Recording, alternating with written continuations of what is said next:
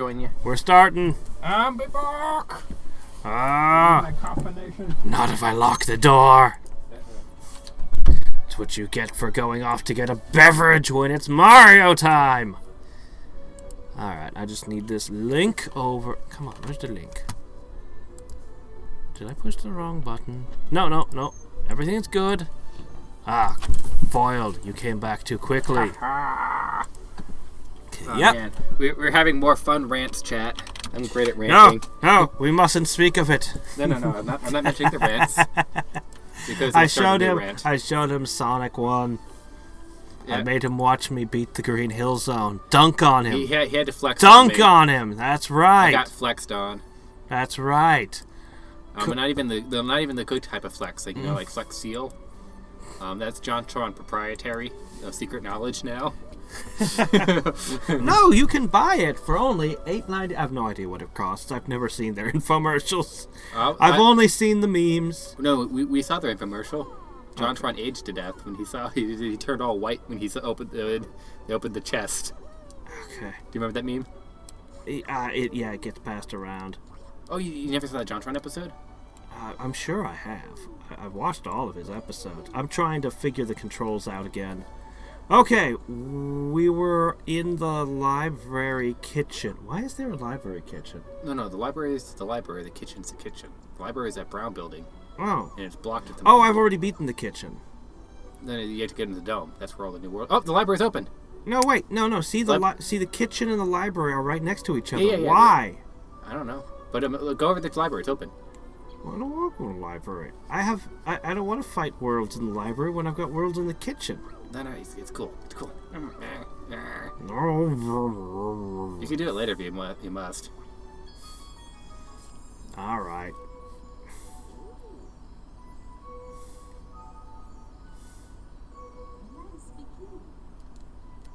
She speaks actual words.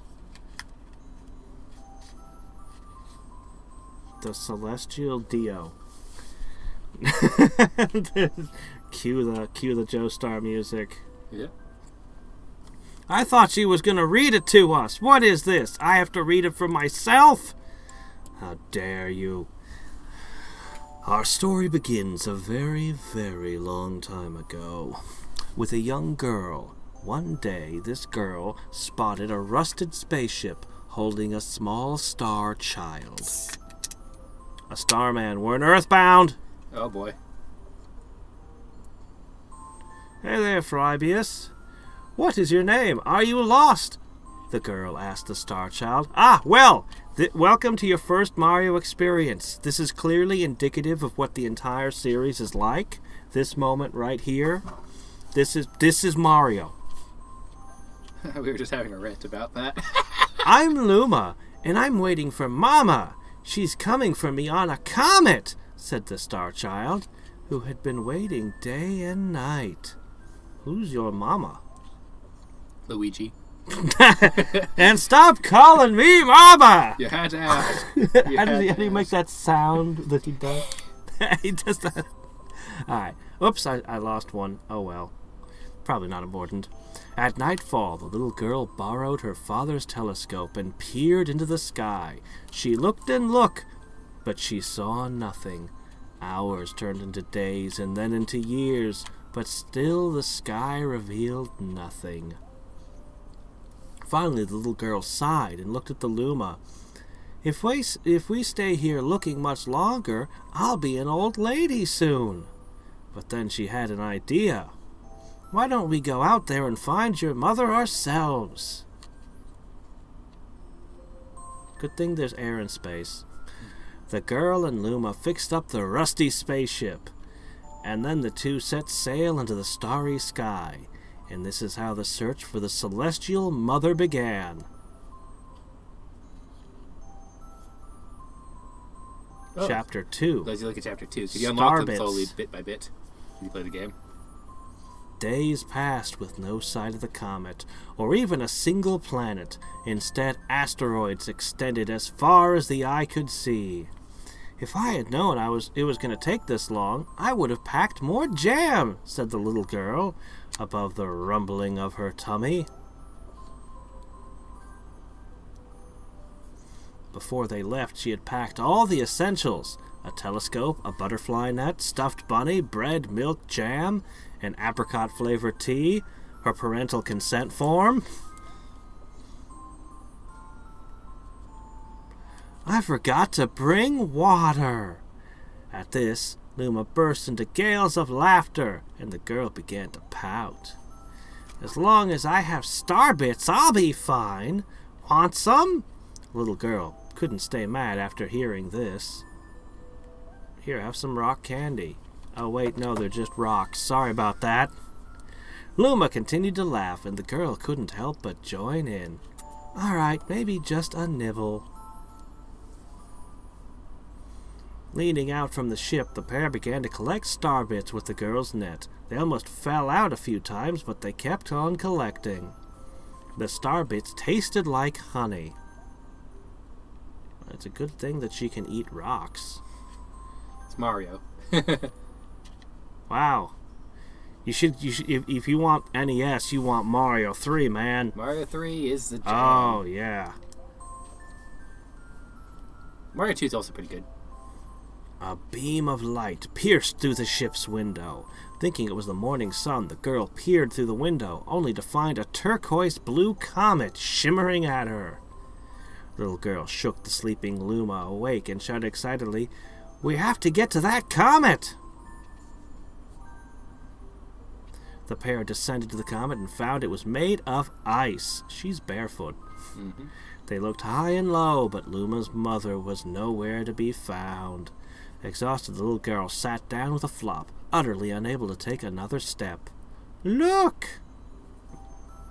Peering down at the icy ground where Luma was pointing, the girl suddenly noticed clusters of starbits encased in the ice. Pretty good, huh? Finding starbits is my specialty, said Luma, beaming. There's ice here, but it's so warm I bet there's water here, too. Okay. The two decided to stay on the comet for a while. Riding the turquoise comet, the pair continued their search for Luma's mother.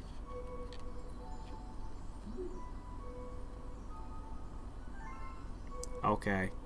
I think every time you open up an area, a chapter's available. Well, then they probably should have started when there was only... Oh, shit, no, I don't want this. Go away. No, we're done. No. Yeah, I consider it one of the I'm best sorry parts that I bumped you. Okay, so where's all the things? Yeah, no, that's it. Just her and her story that she shares. I thought you told me every place in here was not an a dome. observatory. It's not a dome. She told you right in the very beginning, the domes is the observatories. So the kitchen is an observatory, but the library is not. Yeah, it's got a dome on top. But the library would make sense to be an observatory, kinda. Yeah. So to have some scenery while you sit around and read, I guess? I don't know. Yeah, it's one of the best things in the game. The kitchen is weird. Yeah. It's one of the best things in the game there, just hearing her share the story, bit by bit. And we did this, right? Yeah. We did that one. Yeah, I think so, yeah. It was a place. I just don't remember what it was. If you talk to it, it'll just reform the planet. But it's fine. No cost. And I said, yeah, no, it's just got a gradually growing story throughout. And all right. I wish that the second game had kept her and kept the story growing. Well, you said you haven't played it yet. I just know that they don't have Rosalina. Secret undersea cavern. I was so disappointed when I heard that. That was the number one thing I was looking forward to. Wait, we already did that place. We've already done this one. Yeah, there's a special star in there. Look for the special... We have to keep repeating. Look for the special star! Okay. You gotta feed it. Because it's like, go back into the place you've already been. I'm like, what? Yeah, it's got a question mark on it. I mean, there's a second star here that you haven't done. Oh my gosh, I'm trying to remember the controls to swim. Okay, there we go. That's dive. There's going to be some hungry Luma you're going to feed.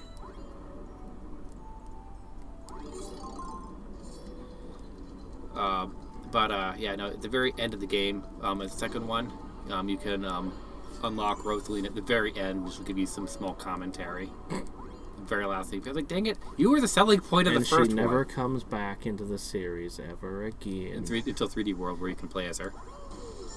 She's one of the you were telling me about that. Yeah, no, she's one of the biggest breakout characters She showed up to Smash and all those other places. Oh, yeah, of course she shows up in Smash. Well, I mean, Waluigi still hasn't.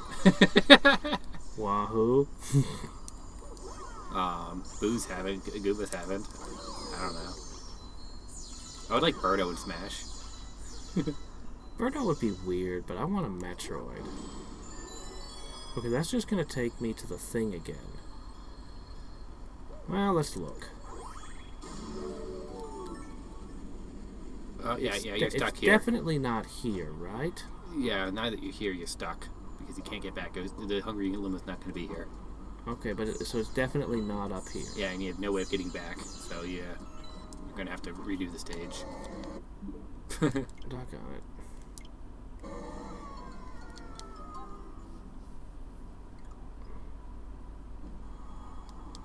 Yeah, here kind of. Whoops. Because it showed me this place immediately when I entered. It immediately said secret cavern, so I went to the secret cavern. There was nothing there. So so watch this. Okay, I go in. Literally, the first thing it shows is the Thwomp place. It's like, this is where you need to go. I'm like, okay. Secret undersea cavern. That's the main one. You did that. You're not going for that one. And then it's like, go here. Yeah, I'm yeah, like, because okay. that's the main star. You already did that one. Like we did the cover Then it this last should time. say something else on it. No, because it's the mystery. It's a secret one. So you're gonna find the Hungry Luma. You got to go find it. It's a mystery. It's a secret. They just marked it this time around, so you didn't have to guess which variation of the stage you had to go to find the secret. That's all they did. Oh, did I post it to... Yeah, I did, okay. I think. Check my Discord, make sure I posted it. So we went down the pipe. There's nothing there. Alright, so you're just looking for Hungry Luma, and it can be anywhere. Alright, I'll go look in here again. We search. No, this is still just a whole bunch of star bits. Oh well, might as well get them while we're here. Yeah, you posted it in chat. Good. 3 chilling with some Super Mario Galaxy. Yep. Just chilling.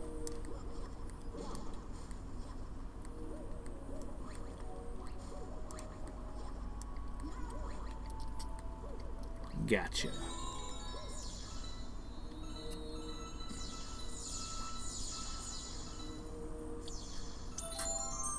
Somebody ROM hacked like 100,000 something Goombas into Mario 64. Yeah. It keeps getting recommended to me, and I'm like, okay. Yeah, I saw that one, and I saw the one where he put a million bombs into the cavern and crashed the game. Yeah, the Because- bombs would probably be worse. Yeah, no, it was not that the bombs were crashing it. That wasn't the problem. I mean, they were, but they weren't. It was that they killed the Monty Mole before it could spawn, and that glitched out the game. Yeah, so as soon as he removed the Monty Mole from the game, it was stable. Because Monty Moles appear in the cavern, and they keep respawning. Yeah. But, and you can kill them when they appear, but if you, bombs are blowing up as soon as they hit the light, so it killed it literally before it spawned. And that just bugged it out. Still want to know why the Koopa shells seem to have flashlights in them now. They just do. It's weird. You can kill ghosts with them. What? Yeah, if you shine that on a ghost, it kills it. Because it's a light source. Light sources kill boos? In this game, they do, yeah. If you see a boo, shine it, it'll light right on them. That's one of the later missions where you just keep killing them with Koopa shells. Weird. I think that they just had you going faster and just wanted you to be able to see dark places. So they just threw a flashlight and going, easy! Done.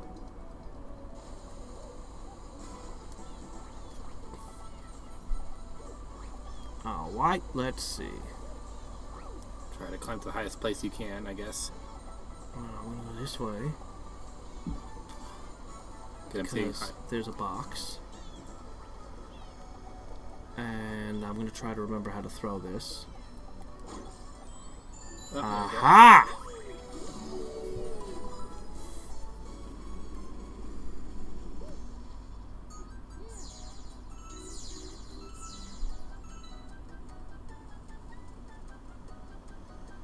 Hello, it's a duck, I think.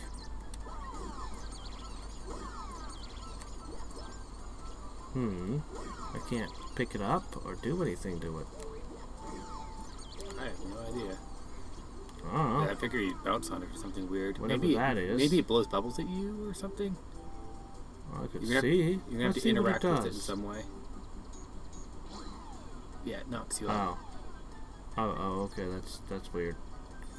Okay, I was guess sitting that's looking. how You I have to get- get up there somehow, and there's no clear. So you got not you get one to knock in that coin. Okay. I guess so. That's There's the nothing puzzle. else here. Yeah, because Puzzle. I was just like, there's no way for you to jump up that high, so it has to be these things. I'm just deducing based on what I'm seeing. You.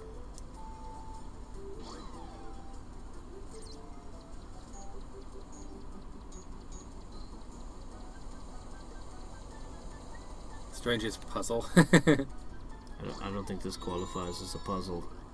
Oh, slightly, he didn't figure it out. Oh, okay, you're gonna have fun. Go for it. So this was from Ice Flowers were from one of the 2D games, and then they made a penguin suit. I think this is the first 3D game to have it. So start freezing everything. Run into can't- the water. I can't shoot ice balls.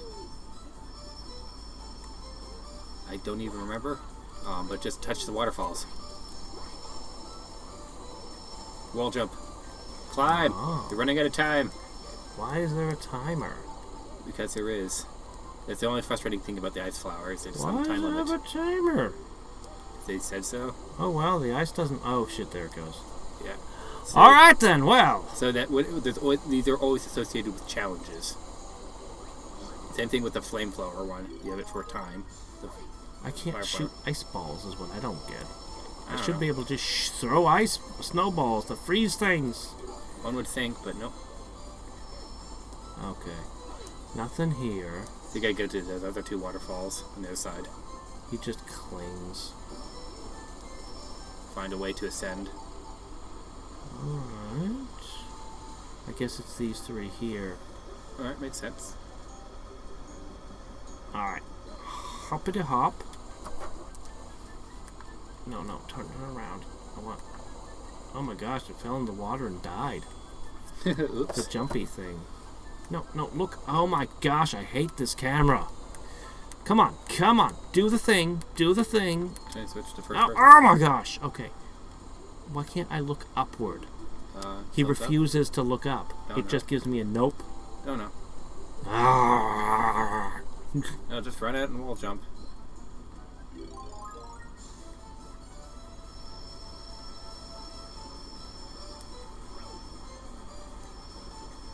Yeah, some of these ice challenges get harder later on.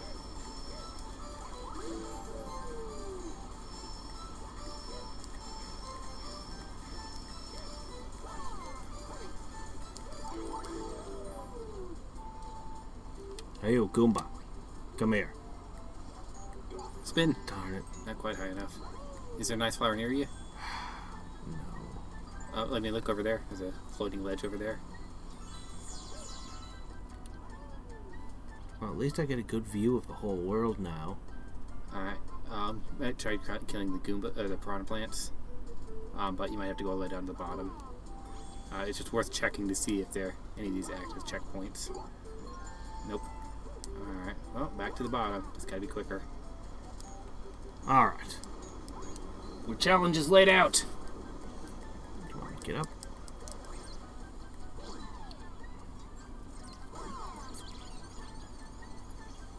Alright.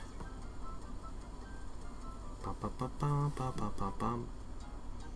Da-da-da-da-da, da-da-da-da, da-da-da-da. Alright, we got this. Get over there.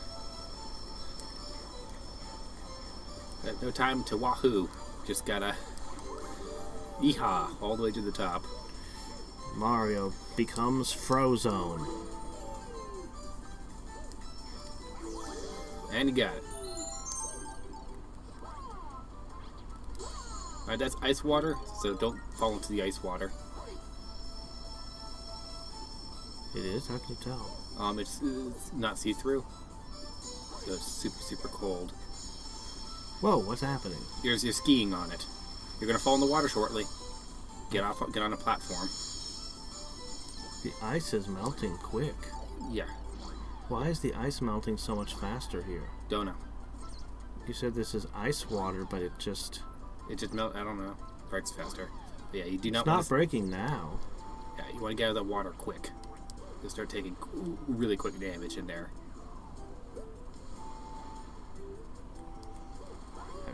Okay. Yeah, no. There's a few stages where you'll be stuck in the ice water. And it's real pain in the butt. What am I supposed to do? Am I supposed to bring this thing across with ice? Lead it over. But these things break the ice. Yeah, you gotta be time it. I don't.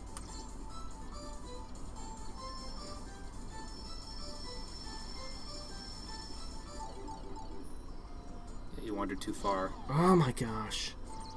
This is...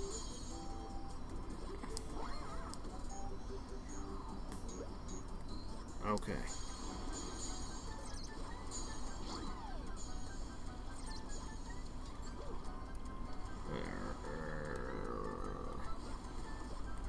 Alright, here we go again. How about a side flip and a spin? Okay, I see how to ice skate now. Oh my gosh, the ice just keeps breaking. Oh, it's a set number of instances, it looks like, maybe? I guess. Doesn't matter. We got it! Arrgh! Yeah. It takes a bit to get used to, but eventually just get good at it. Weird. Mm-hmm.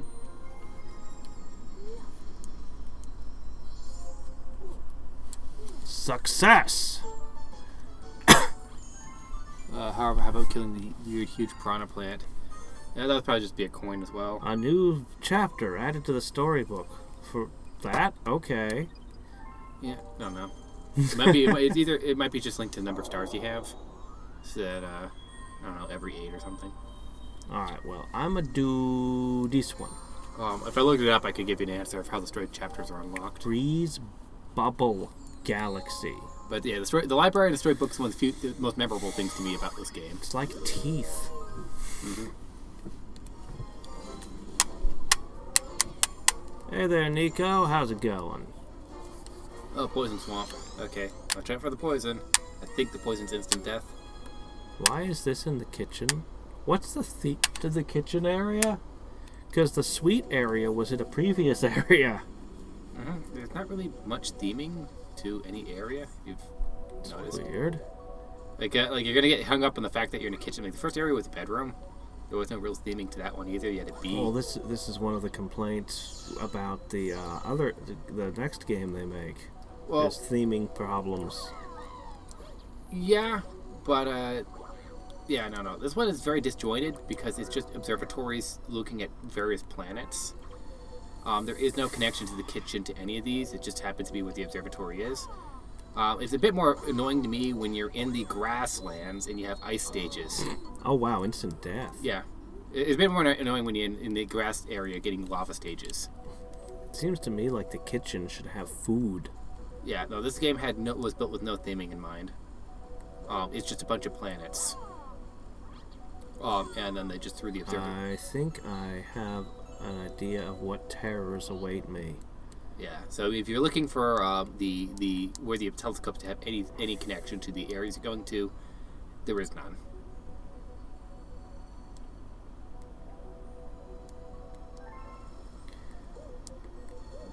Great. Suddenly you're playing the Great Guiana Sisters. Enjoy. No. Yeah, this one just be patient. Watch out for mines. The controls are kind of cool on this. Yeah, no, this was kind of fun. It's just small little puzzles and patience.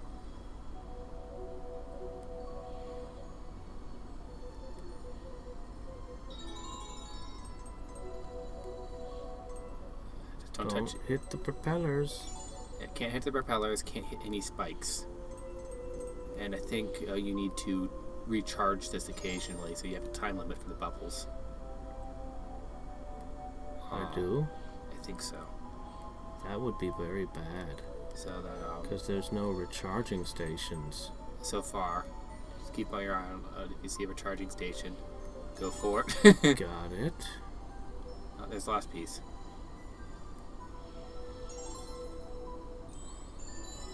Oh, there's the recharging station right there. Oh, no! Oh, fork. The very end. Ah! I glanced away for a second.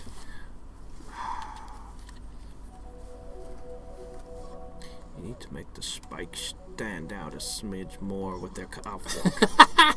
Mario just loves the poison. He's like, wahoo! Right into it. I mean, this is all right. This is pretty decent, but you could make the Nico's saying spikes the bubbles stand have out no time limit. You could make the spikes stand out a smidge more, make them glow or something. Yeah, Nico's saying the bubbles don't have time limits. Okay. You might remember better than me. I played this years and years ago.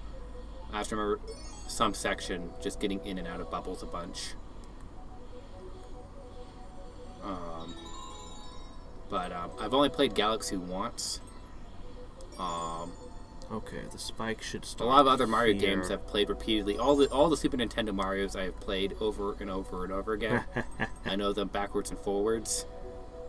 But the only 3D Mario I've played more than once has been Mario Odyssey by accident And Mario 64. and Mario 64.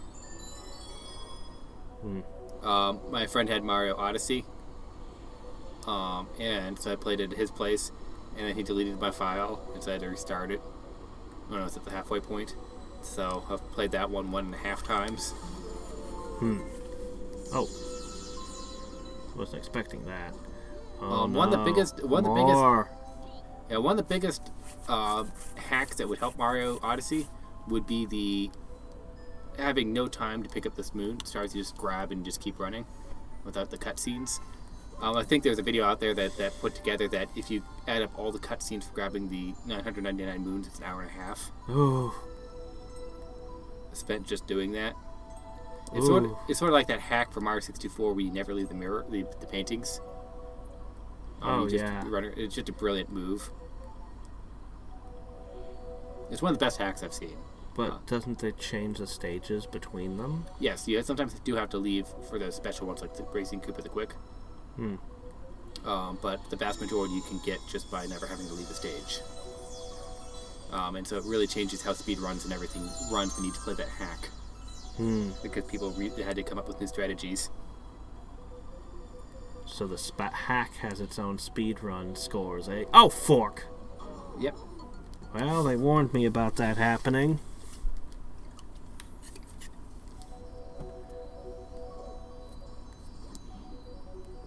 You know, we're in a flying bubble. Why don't we just fly over the mountains?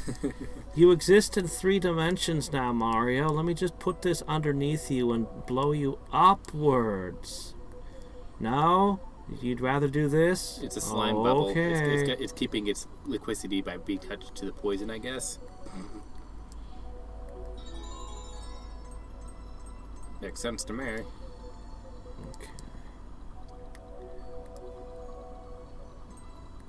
Cautiously. Another interesting review of my Odyssey was sitting there showing just how copy-paste all of the moons were. It started off with the very final area. Like, you talk to get a bunch of stars. You get things for finding, like, very simple puzzles. And he's like, this is a really great tutorial. Very first good get used to the game, open up. He's like, no, this is the final area. All of these, because, like, the moons were just kind of tacked on. What made that open? Either you getting near it, or a time limit. Who knows?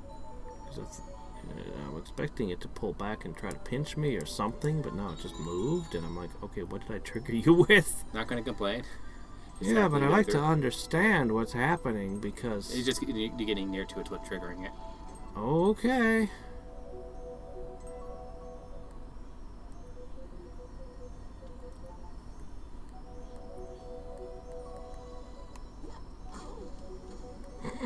I don't even care. There actually is a speedrun trick, I think, in this level, allowing you to skip one part and immediately jumping to the star. Probably. Speedrunners are crazy for every game. Yeah. Super Mario Brothers 2 Summoning Salts did the thing on the history of speedrunning for that recently. I like Summoning Salts sometimes. He'll just give you like the whole speedrunning history of games, and they're crazy. his person holds the world record. Here's what it's like. This is the earliest known. Here's how he did it. And then, like, step by step, they find glitches. They do things. And then somebody with a no glitch run surpasses all the glitch runs. They're like... and then they're passing the theoretical fastest time as calculated by this one speedrunner. And then they discover new tricks. Well, my favorite one was... because I was watching a whole bunch of Art Runsky stuff for a while. I enjoyed watching it more than playing it, oddly. Because it's just always weird stuff people are doing, like grabbing an acorn to infinitely throw Mario by catching an acorn and throwing it and catching it and throwing it and catching and throwing it. I'm sure that makes sense if I'd played it. Well, I mean, this just seems to be the aquatic world. This shouldn't be the kitchen. This should be bathroom, the pool, the bathroom. Sure, there you go. The water closet. It was never meant to be that, but when you throw the acorn and you catch it, you teleport over to its position. What? You teleport by because you're acorn? Nearby the object, and so Mario just grabs it. And so it's coded to grab it. And so they're abusing something that was not meant to be. And so like they're skipping giant swaths of levels by doing infinite acorn throwing trick. There's an under to this as well as an over. It's sort of like in D&D, having the infinite grappling score to fly with grappling. The what? The joke about D&D, about flying by grappling, doing these incredible grapple checks. Ask John X about it. There's a bunch of trolling with flying using grappling. I mean, I know about the peasant rail cannon. Yeah. You know the peasant rail cannon, right? Yeah. The infinite speed of a Yes, passing an object to another person is a free action. It's that type of abuse, but with an acorn and catching it infinitely to move your character's position. Okay. And it takes very precise timing, and you can just make these incredible jumps. So for anybody who doesn't know about the peasant rail cannon, I might as well throw it out there. It's a D&D. It's kind of a joke among the players. Passing an object is a free action. So if you gathered a whole bunch of peasants and kept passing an object from one peasant to the next peasant to the next peasant, it would travel. You could spread them out, each standing 5 feet apart. You could get an object moving at like 100,000 million miles per hour because a round is 6 seconds and they're passing it as a free action all the way down the line. Here you go. Yeah, Nico knows about it. The wet nut skip. The wet nut skip. That sounds dirty. To skip wet treasure capture. It's extremely important to know that the nut must be wet. The nut must be wet. You gotta get it wet. You gotta get your nuts wet before you can skip it's challenge. It's an incredible thing where you just spend like half an hour just throwing and catching this nut. And it's got very precise to go over this giant space. There has to be more stars than this one here. And it's a giant time saver. Why is it green? There's a challenge for getting the green stars.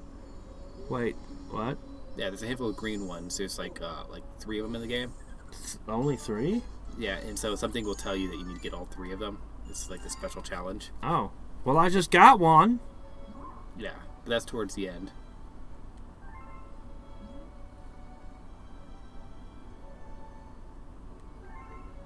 There, how you get Luigi, of course, right? No, that would make too much sense.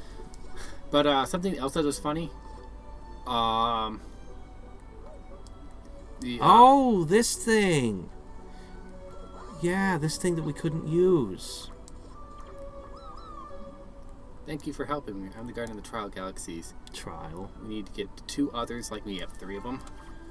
But they don't tell me where they are. Yeah, you gotta find them.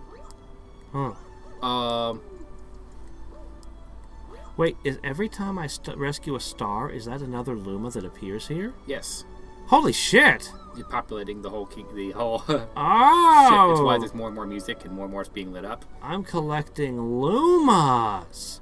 I'm so used to just collecting stars in Mario and them not being anything. It's just like, oh, okay, go collect the stars. Nico watches Small Ant and knows about it. But the theoretical fastest for Mario Odyssey at the moment is that they combined 4 speedrunners with their fastest times on each collective world to get the theoretical fastest for it. There's a guy who plays with his feet. Is the fastest getting through the moon section. And so he combined all four of the pet to get the fastest run that's ever been made. No, you want the fastest theoretical. Go look for a tool. Oh, wait. There's no tool assisted because the Switch doesn't have tools.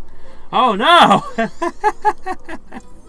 Usually all the crazy shit comes out of the tool assisted runs, and then they try to do them in real life. Yeah, right now they just have these ridiculous runners. And I said, the guy who plays with his feet is nuts. Yeah. Like, the Mario is just... He looks like he's fucking glitching. I'm like, no, Mario can't do that. It's like, stop it. Alright, I see here. So I guess what I need to do is I need to bring a bullet. Mario has no cool. He has no stop. Okay, there's a torpedo. You. Yes, you. Come on. Oh my gosh. Okay, it's fine. I'm not good at this swim. What's happening? He's not detonating. Yeah, he totally touched it, and he's just refusing to detonate, the bastard. You gotta get him to crash directly into it. You want to be on the other side of it. That doesn't seem like a good place to go. I'm trying.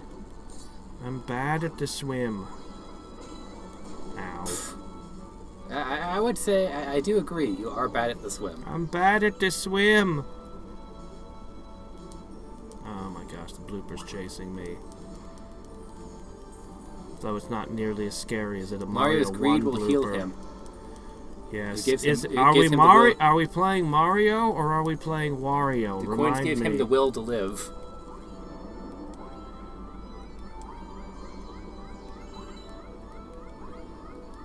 Oops. Yeah, some players play in two-player mode, so they also play with their feet. The two-player mode can do crazier stuff. I don't think it hits it. It's refusing to hit it. I think it's just set not to. Well, then hit the other one. You gotta blow up one of these with it instead of. There's only one. I thought there's a second one. No, I've seen that there's one. What's that one over there? That's the thing I blew up that led to the green star. Oh, okay. But this one, the torpedo's refusing to break.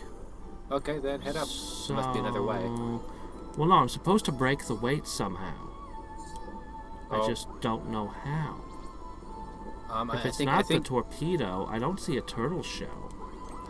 I think it's going to be just wonky physics, and you have to do the torpedo. Because sometimes the physics can be a bit wonky. God, it's such a pain in the ass to swim. I can't control the freaking camera, and so that it's constantly, he's not moving the way I want him to, because it's... Yeah, eventually just get used to it. I think this one took a while.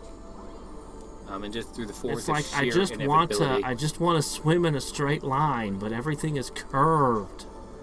Yeah, just gotta curve with it. Alright, look, we can just try again.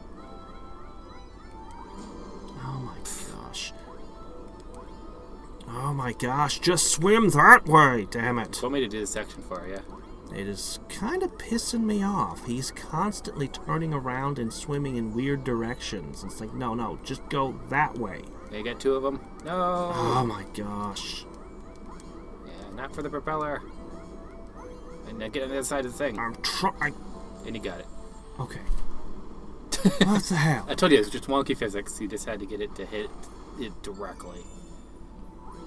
All the others weren't requiring that level of precision to break anything else with bullet bills. I'm just kind of used to this stuff. Anyway, I just want to get out of the water.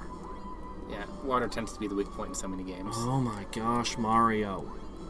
Yeah, just swim way away from the center and then up. Now you're free. Yeah, I really don't like the water physics in this game. It's not the water itself, it's the camera.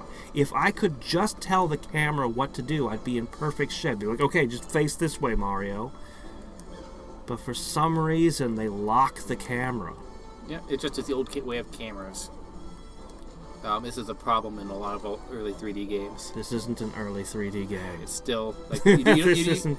I'm not playing Devil May Cry. The first good camera really is considered to be not Ico, but the one in the desert. Mario 64 had a pretty good camera. Better than this. How did their camera get worse? Because Mario 64 did have a pretty good camera, all things considered. The camera was messing up. Like you played the PC version, which gave you better camera than mine. Oh, that is true. The official one, the camera was always the problem. So it's the cameras don't get fixed. The best Mario camera is in 3D World and Odyssey because they give you free roaming with the camera. 3D World was meant to be more 2D-esque, so that the camera being locked was a good thing. Huh. I made a thing. Knock onto that point there, that hole in the ground. Oh my gosh! Why do I go slow? You're weird. Yeah. All right, this is what we want. The screw. Buster says, "Hey, y'all." Hey, Buster. Okay. All right, blue pieces. For some reason, we're blue now. Yep. Blue dabba dee dabba die, I guess. Yeah. The stars come in all colors. Just don't miss one, or you have to hike all the way down. Mm-hmm. There's the third one on top of the swamp. There's one down there. Yeah. Yeah, I have to figure out how to get at it. Like that. Now I have to... Oh, wait, oh. Okay, no. We can do this. Doggone you. Alright, no, it's fine. We got this. Yeah, okay. Onward! And upward.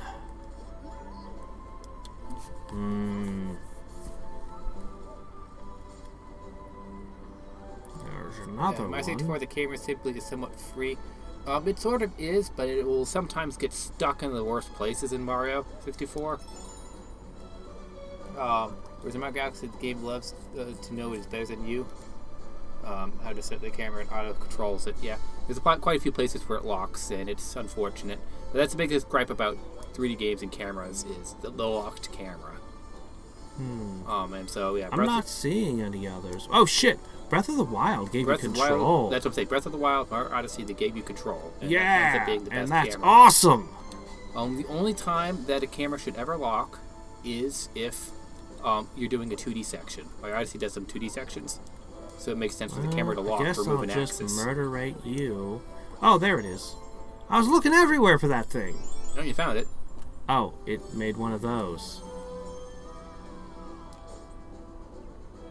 Jump on it. Ow, what the hell? Shit. Okay, you can't knock it off. Some of these units you can temporarily stun. Nah, whatever. Huh. It's a Pokeball. Spin. Okay. Whoa. Oh, you've opened up a gym. Not gym water.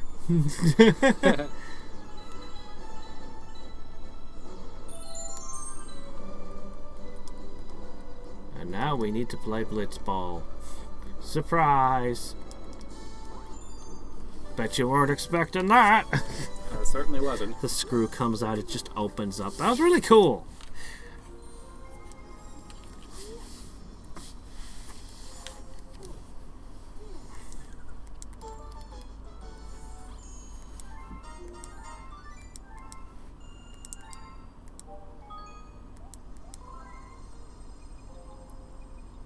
Poison swamps, beaches, whatever that was.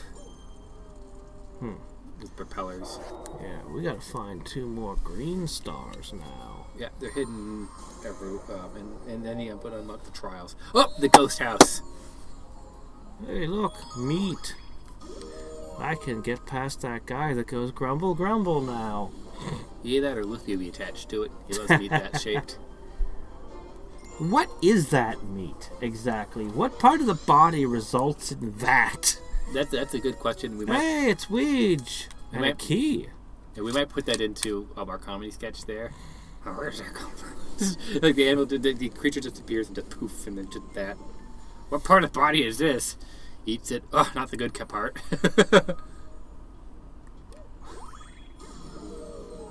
Oh, Luigi, I found your house. Huh, you make me think of Mario Land 2 for the Game Boy.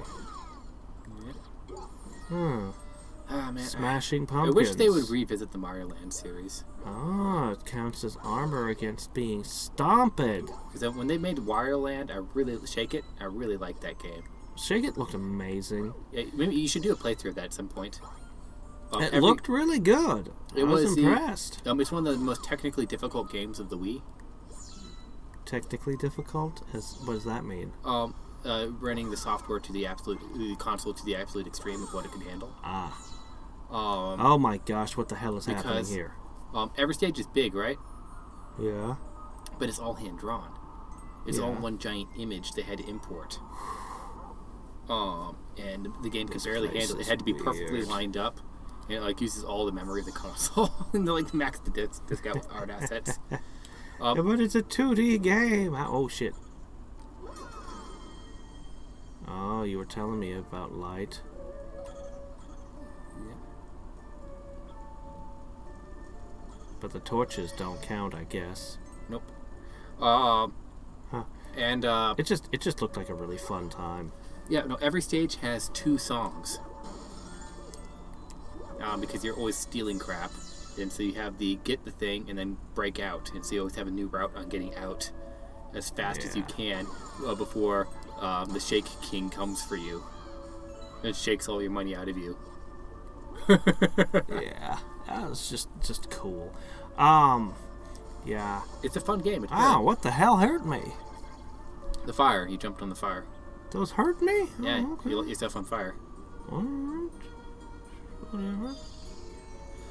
So as I said, at least they kept the Wario Land series alive. And my favorite thing was the commentator. Who's asked why did you make a Wario game? He's like, a Wario is the epitome of being a man.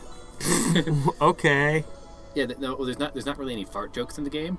They just made him badass and breaking through things and smashing. I like the fact that in Wario Blast of all things, he gets a motorcycle for no apparent reason. Yeah. And then that just becomes something that he has forever. He has a motorcycle now. Well, the funny thing That's just part of the that character. he gets invited to rescue this princess. Nobody remembers Wario Blast. Nope. But yeah, he's given this. He also had in WarioWare the motorcycle. Is he gonna come back? You get trolled with it. You have to run up the wall. Oh, you got it.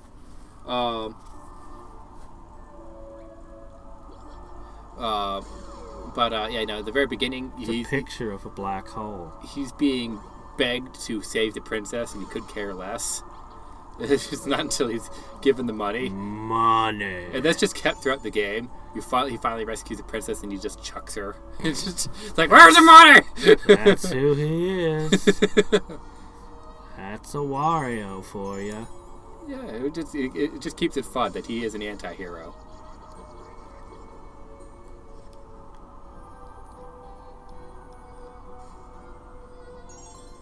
Okay. On the black hole, of course. Yeah, it's Mario logic, which means no logic. Yeah. I mean, he did turn a black hole into a star earlier. Yeah, that was weird. They studied our world very well. That's exactly what happens to black holes.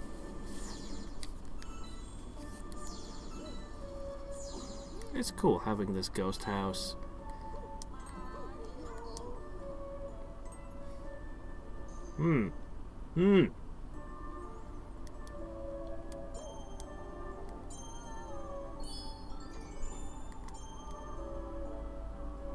Let go. Let go. Okay. Yeah, you gotta drift a little bit out of the field a bit or time it out. Ow. Shit, I thought I could. I could see what's inside of them. I thought I could make that jump.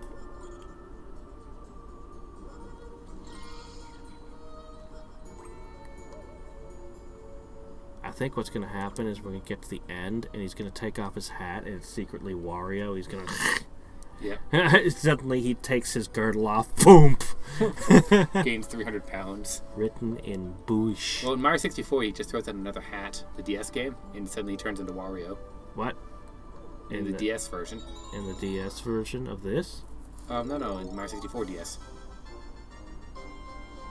Don't touch the light. I died. Yes, you did. I'm dead. Oh no! Quick, I have extra lives. Oh.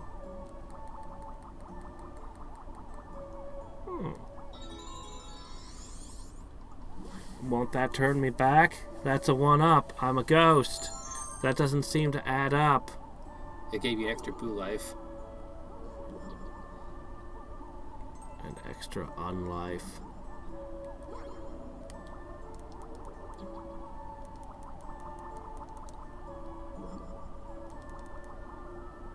Boo portrait. It's in love What? with you. It fell in love with you. It fell in love with me, and then it hurt me for some reason. Hey, you bumped into it. Love hurts. Deep. One of my favorite things to do is run up to Luigi as a ghost. You're mean. I'm one good-looking ghost. Oh, okay. Shit. Doggone. Alright, let me get rid of this thing. Bring it I to thought I was just gonna slide right through because, that. like, didn't I tell you several times, if you want to get the bubble form of the blue pull stars, just need to spin attack. Huh? What? The pulling stars, you had trouble getting out of that for a bit, you gotta do a spin attack. Nico says. Oh. Doesn't usually come up. It doesn't usually come up. It's a minor inconvenience. Just harassing him.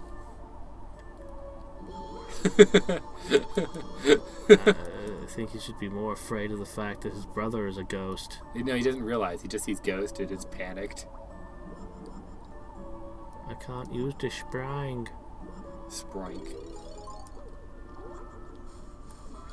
Hey, now we're locked in here together with no way out. How's that, bro? It's an improvement, I guess. There, we'll just do that. You finally can.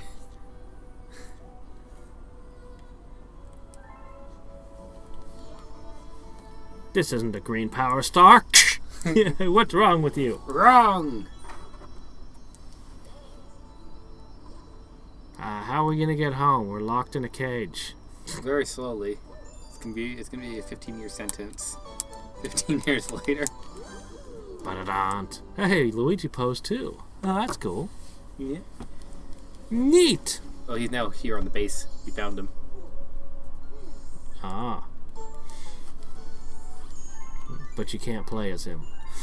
Not until you unlock him. But I unlocked him. He was locked, and I unlocked him.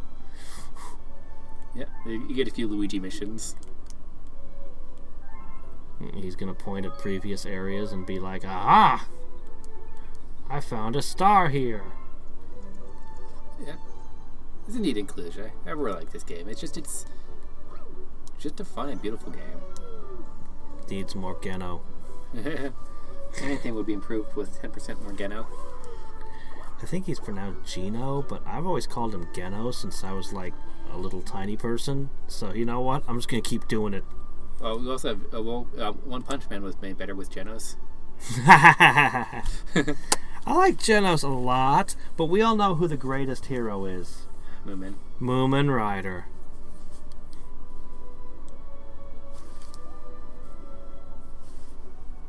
I'll write you a letter. Well, Yeah. can't I just go there? No, it's his mission, so you'll have to wait till he goes. I see. And then you can get the star from him. Why not just let him get the star if he finds it? Why do I have to go? Because he gets stuck, I guess. I don't know. It's Luigi. Were you expecting greatness? I played as Luigi before. He's awesome. Mm-hmm. He can jump higher. Like, what's Mario's superpower? Everyone says he jumps high. Yeah, Okay, well, Luigi jumps higher. That makes him the better one. And Princess Peach floats. Oh, well, she's the best. Floating is the best. Ghostly Galaxy. Yeah, so you just have all these aquatic stages and suddenly Ghost House. Suddenly Ghost House in the kitchen.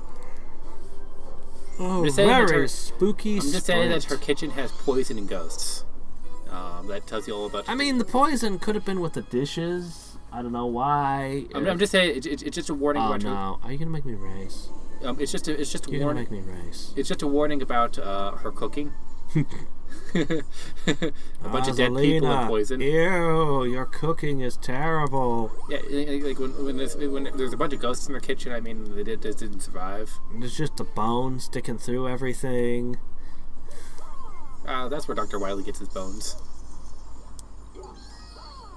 Huh, even bats give a coin when you stomp them. Yeah. Hey, this isn't what was here last time. Yeah, the race is kind of fun. I don't want to race. You don't Races are bad. You don't like Coop the Quick? They require me to have skill. I mean, you don't have to do the racing if you don't want to. You can keep going to the next world. Yep.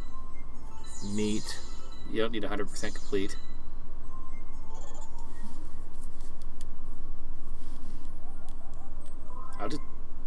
Won't bother the race. I'll just. I need the light.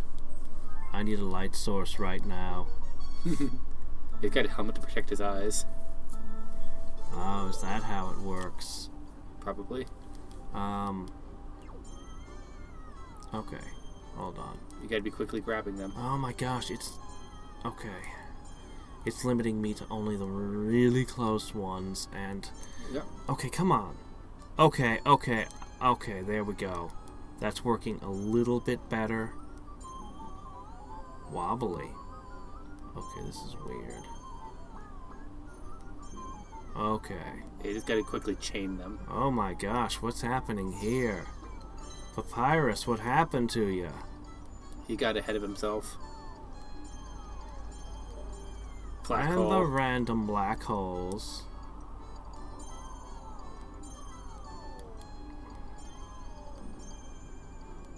He's got the little bumpers. So they basically pinball with a bunch of grabbers. Aha! What's this? A shortcut! Boy, that's helping me so much. Oh, he hadn't had such a bad I'm start. gonna win this. Yeah, don't forget those planets had pole stars in them too. Yeah, and you can just fly through them. You start getting like that. There we go. I'm a winner! Despite a terrible start, you almost won. I don't think I almost won. No, I mean he was just there. Like you were about 15 seconds behind him. No! Mario just dies. He ate him. He just goes, ah, and has an aneurysm, and his head explodes. How many power stars are there total? I don't remember. 120 maybe. I'm just going to throw that number out there because enough. That's how many there are. Because of Mario 64. Better question: how many boss battles are there? How many Bowser encounters? Because so far we've done 2: Baby Bowser and Major Bowser. I think Major Bowser has 3 boss fights total. Okay, so we're probably halfway through. Yeah, no, we've already lit up more than half the ship. Ah, fork, move!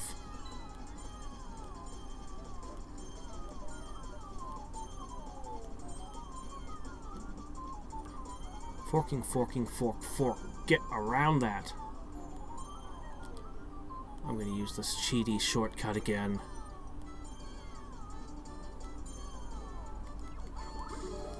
Because why play fair? They're not gonna put a Shadow Mario race here later, are they? Not in this one. Okay. Come on. Shit.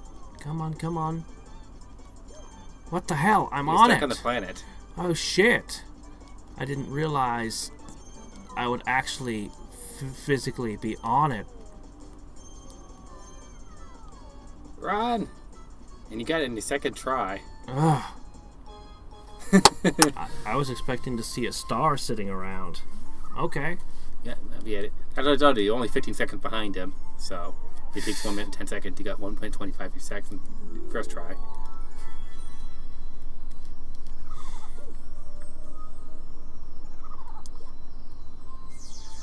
That was the toads he can talk with. The entire game they're giving you a little dialogue. Why would I speak with them? They're just toads. Nothing special, but it's a nice touch. Maybe every time I find a mushroom, I bring back another toad.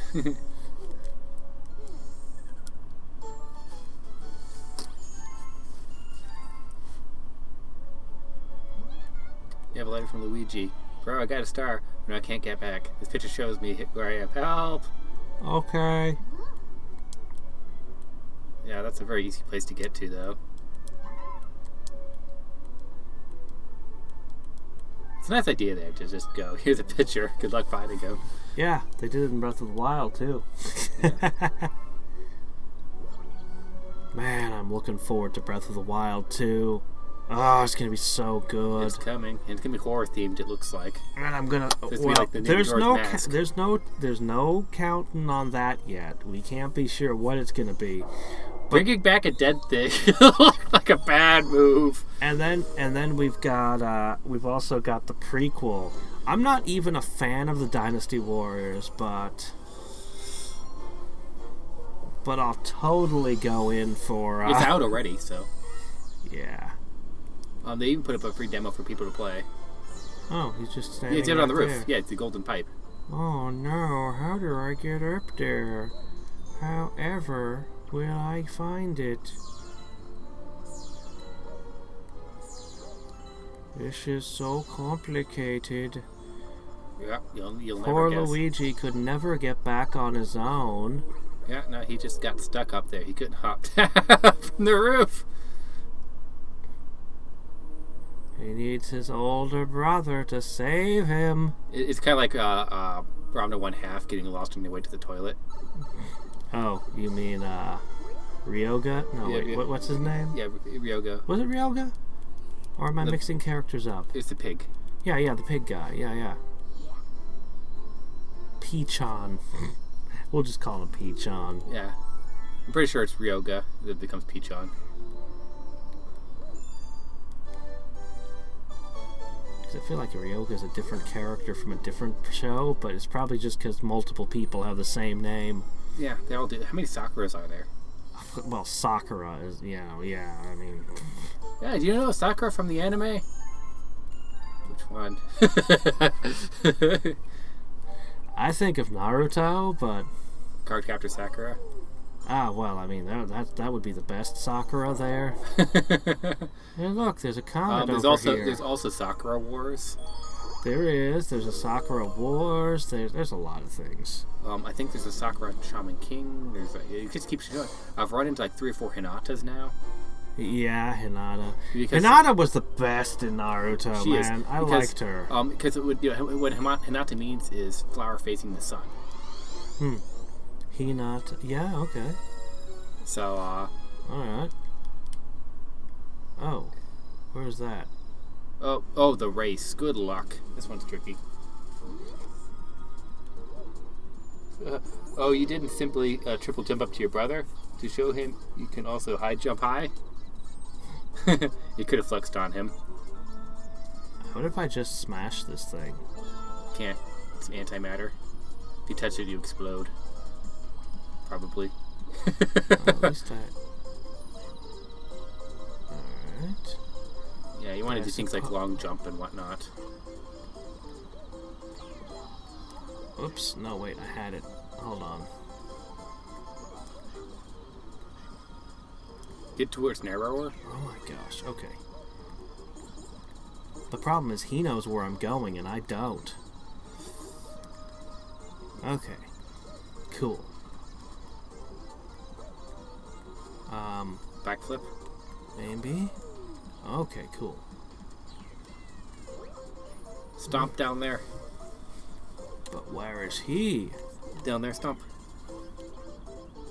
You're racing to the end of this section. Oh, I'm just going to the end of here? Yeah. Where's- Backflip. Oh, come on. Let me at least walk through the rest of this so I know the path. Nope, he doesn't do that. Anyway, whatever. At least I know kind of where I'm going now. Yeah, so you just want a long jump. You want to take shortcuts as much as possible. Those guys Yeah. conniving. Okay, hold on. Sakura's overused in anime. You could say that again. Don't worry, in my next story I'm going to have at least 5 characters named Sakura. I'm going all in. Ow. My star bits. Wait, The power no. of the weeboos in me. Those are his star bits. Long jump. It gives you a lot of speed as long as you don't crash into things. That's the downside to it, is getting knocked back.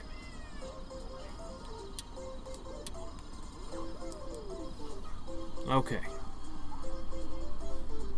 Because you guys run at the same speed, so you want to... No, wrong button. That's what I wanted. Okay. Yeah, now, unfortunately, I don't know what comes ahead. Just don't run in the honey. If I were a bee, I could use that to my advantage. Alright, long jump. You're almost there. My long jump is my answer to everything. Apparently. It's just because it gives you a lot of speed. It's just instant high speed. Just don't hit a wall. Alright. Snatched another one. Is it we gonna ever get an explanation for what Cosmic Mario is? Nope, it Just a comet passes by and generates this thing? Yep. I simply walked up the right hill to simply jump over the hole in the wall instead of climbing it up. Also, it feels like you should learn how to do side flips. Side flips would probably help, but I was never a side flip guy. It's never a good idea to have too many people with the same name. It gets confusing. No, I'm saying I'm going to have 12 characters named Sakura. They're all going to have various shades of pink hair, be roughly the same height, and they all have the same face. They all have the same face. It's anime, so they all have the same face. And they're all wearing red outfits. It won't be confusing at all. No, you want to confuse people, just do One Piece. Just take the name straight from the book. Because not only are there about a million too many characters in the story, but they all have multiple names, and different people use different names to refer to the same person. And they're all royalty. And it's like, what? And they're all princes, yes. All of them! You're like, oh my gosh.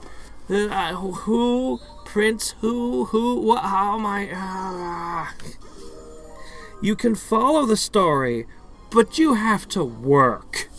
Like, you have to really be putting in an effort to follow the story. I want to do this now, just have 14 characters named Sakura, and then just read the descriptions of the episodes. There is some there is some surprising stuff in there, though. I mean, there are parts of War and Peace that are good, but I don't generally recommend the book as a whole. Well, I just wanted to have that Sakura A, Sakura B, Sakura C, Sakura D. No, you're cheating. You don't get to have A, B, C, or D. You just get to have Sakura, Sakura, Sakura, and Sakura. Yeah, they have no last names. So that you just... No, they're all sisters. Oh, no. It's like Nurse Joy. It's the Nurse Joy. There you go. There it is. Nurse Joy. Yes, it's just a show about the Nurse Joys. It's like the Brady Bunch. Yeah. There you go. And they're all different characters with different goals, different motivations, but they all look the same. But they all intend to be nurses when they grow up. Yes. They're all training for the medical license. So anytime you read any description on it, it's the most baffling, confusing thing you've ever read, as the person's desperately trying to differentiate them, because they are fundamentally different characters. But they each have a different romantic interest. Different romantic interest, different goals, different everything. That's such a troll. Hey, you. Yeah, same face. Is horrible. Bomb. Well, Boom. It's funny. Negima gave everybody the same face. What? But Negima is the... What the hell? I don't need to remember this. I completely forgot this was weird. This is sort of the most badass thing Mario's ever done. Maybe this is where the Luigi's Mansion 3 came from, where you're taking the vacuum cleaner and you're plunging things and you're grappling ghosts and suplexing them. Mario did it first. Yeah. Negima was awesome. They did such a good job of making you able to differentiate the characters, considering they've got a class of how many? It's 30. Like... Oh, shit. 31. Yeah, there's like 30 characters. They're introduced right at the beginning, and yet you can keep track of who's who for the most part, somehow. They all had different hair. They're also distinctive characters that you actually get to know all of them. Right now we're just talking design. Design-wise, they all had unique outfits and unique hair. But in one of the final chapters of this book, he put all the characters next to each other and demonstrated he always drew them in the same poses, and they all have identical faces. When he put them all next to each other, I was like, it was eye-opening. I never realized they all had the identical face. Yeah, I never saw the end of the manga. I read quite a bit of the manga up to, I forget exactly where I stopped. You stopped in the final arc. But, the Mars arc. Yeah, well, Anyway, I stopped at some point, but then the adaptations, they'd focus in on a feature, and every time you'd look at a certain character, for example, they'd show the hair bob for a second.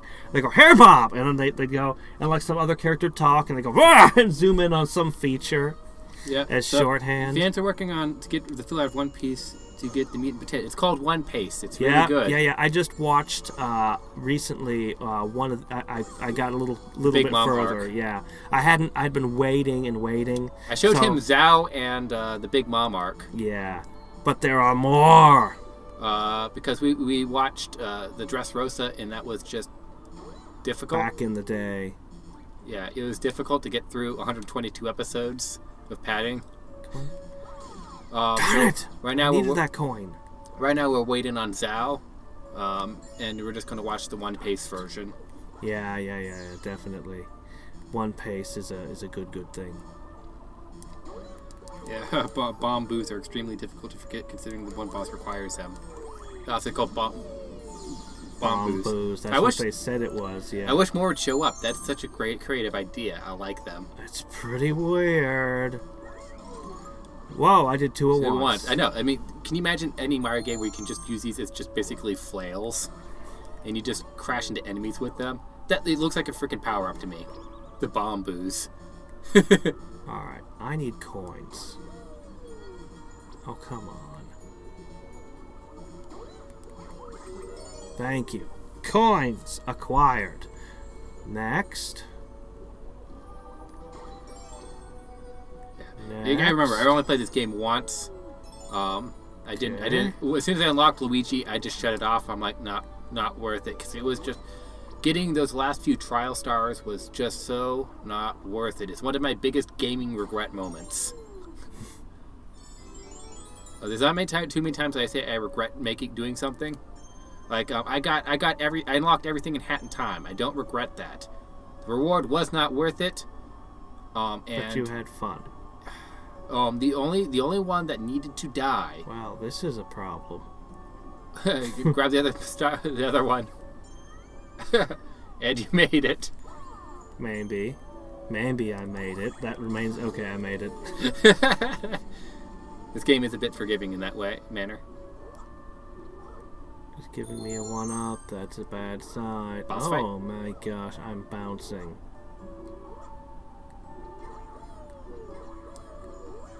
In the bone structure. But the complete 3 stages without jumping has to die. Especially the train stage. Oh man, I spent like a week on it. It was a week of sheer inevitability, is what I call it. Just fail. Would you like to play the game, only now it's not fun? I don't know what the boss is, but I'm sure I've got it. I was watching other people, like the PC version here I had seems to be it was a bit buggy. So that it should be easier to use ice to jump, because the timing was always random when she would dive with it or not. Have they fixed it? Are there mods? I don't know, but for me, they're just having to. Sometimes it worked, sometimes it didn't. It's an Earth elemental, and you have to do it so many times during that to get through the train section. Oh, hey. If it had save scumming, it would have been worth it. That was the ultimate misery for me. Rocks. The other big regret was the boss run, because if that had checkpoints in it. Ew. I'm gonna grab you by your permanent tonsils. I think. What am I trying to do to you? Blow it up. Oh. Oh, now it has hands. Oh, okay. I remember doing this blue star several times, so I guess it died often after this part. I like how Luigi has a friend on the other side. Likes him despite them being on opposite sides of the ethereal coin. I don't get that one. You have to explain that one. But the big regret on the boss rush was that I had to eventually, because there was no checkpoints, and every time you got a game over, you had to do all the bosses all over again. From the start, is that I eventually learned how to cheese the bosses. So anytime I play the game from now on, All I know is What game are we talking Hat in about? Time. Oh. We're talking about gaming regrets. Ah. Now I just know how to cheese all the bosses. Which kind of takes the fun away from the boss fights. Because there's no longer any strategy to it. I had to learn how to I should have gone with the hit point mushroom. I literally learned how to beat all the bosses without taking any damage. Any damage. Well, because I had to save all my hit points and all my lives for one boss. He was just that ruggedly difficult.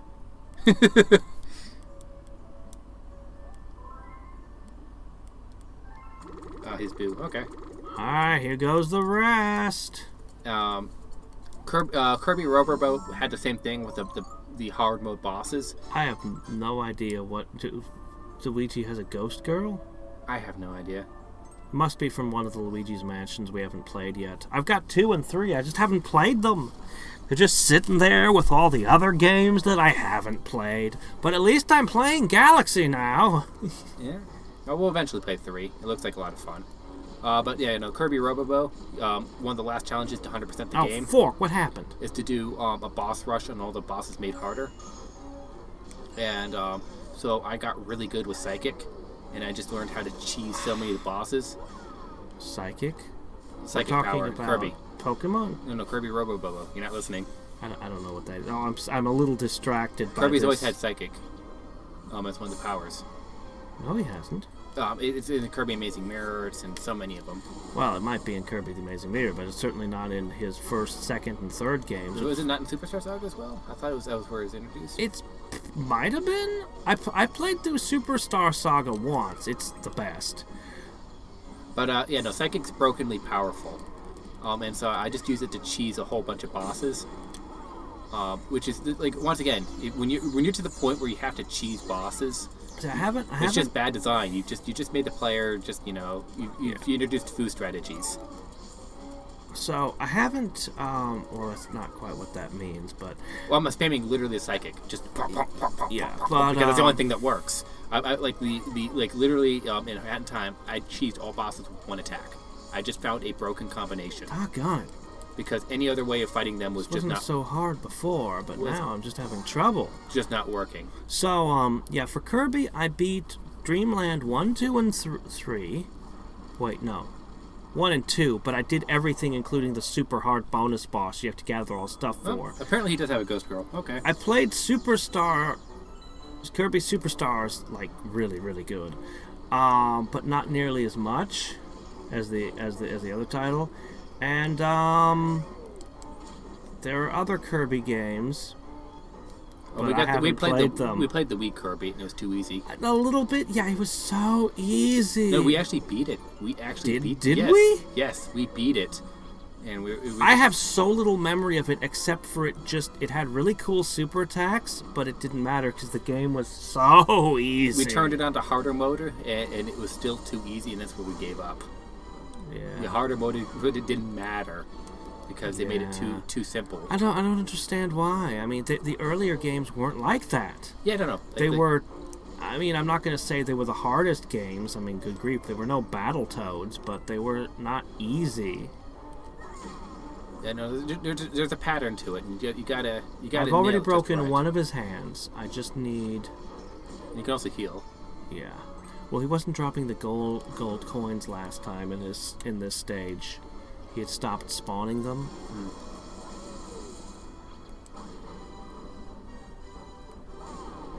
Yeah, you can get him to punch those rocks too. Oh no! Don't reform your hand. Okay, well, I'm gonna not target his hands anymore. Yeah, you just gotta hit him. Okay. You too. Doggone it! Don't smash my weapon. And you got him. Yeah. Well, I was figuring I'd just break his hands and then I'd go for him, but...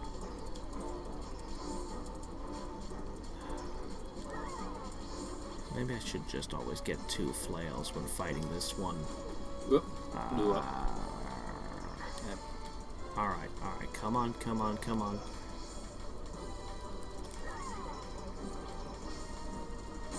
Alright.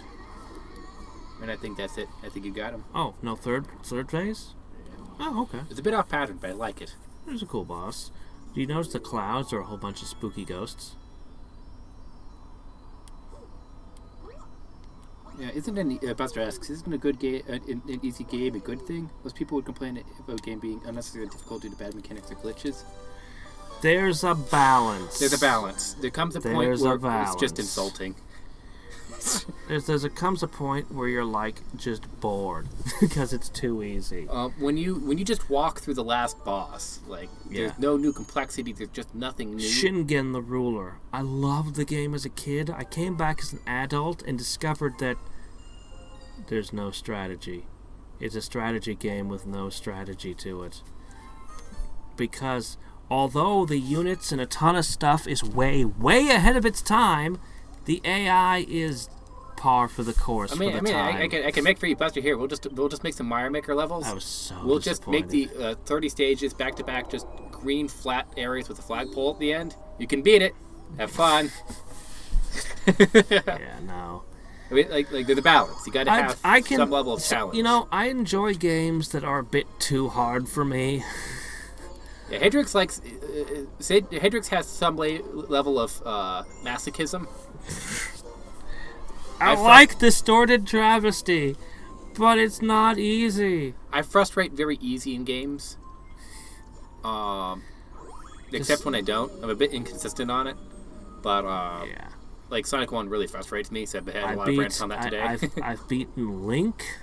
The Adventure of Zelda 2, The Adventure of Link. Zelda 2 should frustrate me, but it doesn't. I don't know why. I fought the Dark Queen in Battletoads. I've never beaten Battletoads, but I fought the Dark Queen. That takes some commitment to get to. Let's see. I've beaten Ninja Gaiden, but I haven't played 2 or 3. Okay, where do I go?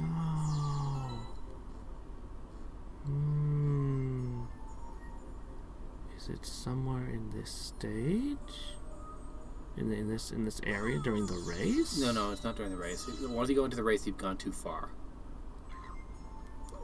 So you just have to.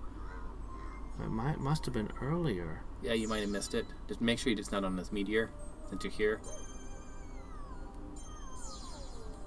Unless it is. I really don't think it was the race. I think that was my mistake. I missed it first and went all the way to the end and had to. Well, I mean, so long as I'm not in a race, this isn't so bad, and I can look around for stuff. I steal the gem out of your eye like I'm Indiana Jones. It's kind of interesting to talk my thoughts on game design because like a lot of people get there's a huge internet fight on are games allowed to be difficult? Every single thing about games, there's people who argue, and every single rule you could possibly make up, somebody argues the opposite. Oh, I know. So I'm very big on if a developer does what they want. That's the side I lean on. That we don't have a right to see the ending of a game if developers like that's just not a. But you pay for it. We can make up as many rights as we want, but that doesn't make it true. But you paid for it, so don't you have the right to your ending? Oh my gosh! What the hell? What there he goes. When he had the thing on, it was bouncing off of it. Yeah, he got bouncing off this time, which is what I expected him to do the previous time. Well, with Kirby that Kirby game being too easy, that's their right to make it easy. Oh my gosh. Yeah, but it doesn't it just means it just won't play it. Oh my gosh! What the hell? Yeah. Dark Queen led to a lot of guys unlocking the preference in their waifus. Dark Queen what? You're saying that Dark Queen was hot. It led to a lot of people unlocking their preferences in their waifus. See, the Dark Queen's basically Jessica Rabbit. Ah! What is this? No! Yeah. So I think it's at the beginning. The hell? Yeah. Bullshit. You forgot you were looking for the secret star you blind went through the stage. Oh, I was looking for the secret star. One way to I'm looking! to get the difficulty of the game right is to allow us to make our own difficulty, right? Yeah, I'm a big proponent of difficulty settings and always have been. I've heard a bunch of people complain, like, well, we don't know what if I want it on normal or easy until I've played it. Well, okay. Well, he's not arguing that's He's talking about the scaling, like in a War Groove, where you can set the amount of money you get at the beginning of the stage, and you can set the how much damage. Yes. In Wargroove? I was watching The Stoneman Gaby. campaign? Yes, in the campaign. Like the Stoneman Gaby, he literally pulled up the menu and just talks about it, going, you can set your own. I didn't know. And so even though he's bad at tactics games, he just made it fun for himself. Snowman Gaming's bad at... Isn't he the guy that was playing Kaizo? Yes. But he's bad at tactic games. Yeah, so he just kept adjusting the difficulty in every stage to where he was having fun. Huh. So he just set it's like, I'm not a strategy guy. I don't like that. And so I know you had some trouble with Wargroove. It's too tight. I mean, I'll admit, it's, it was challenging, but I don't know, I liked it. I mean, I was suffering because it's hour-long battles, and I was always reduced to... Aha! Okay, that was a stupid secret. Alright, there we go. Alright.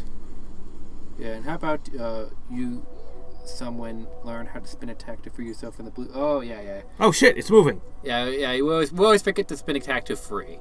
That will just be... Spin to free what? What are we talking run on about? a pole star. And you never touch a blue pole star, and it sucks you in. Oh, fuck! Ah, shit! You guys spin a tactic to free yourself. Okay, those aren't invisible paths. Those are literally... Being created and destroyed, yes.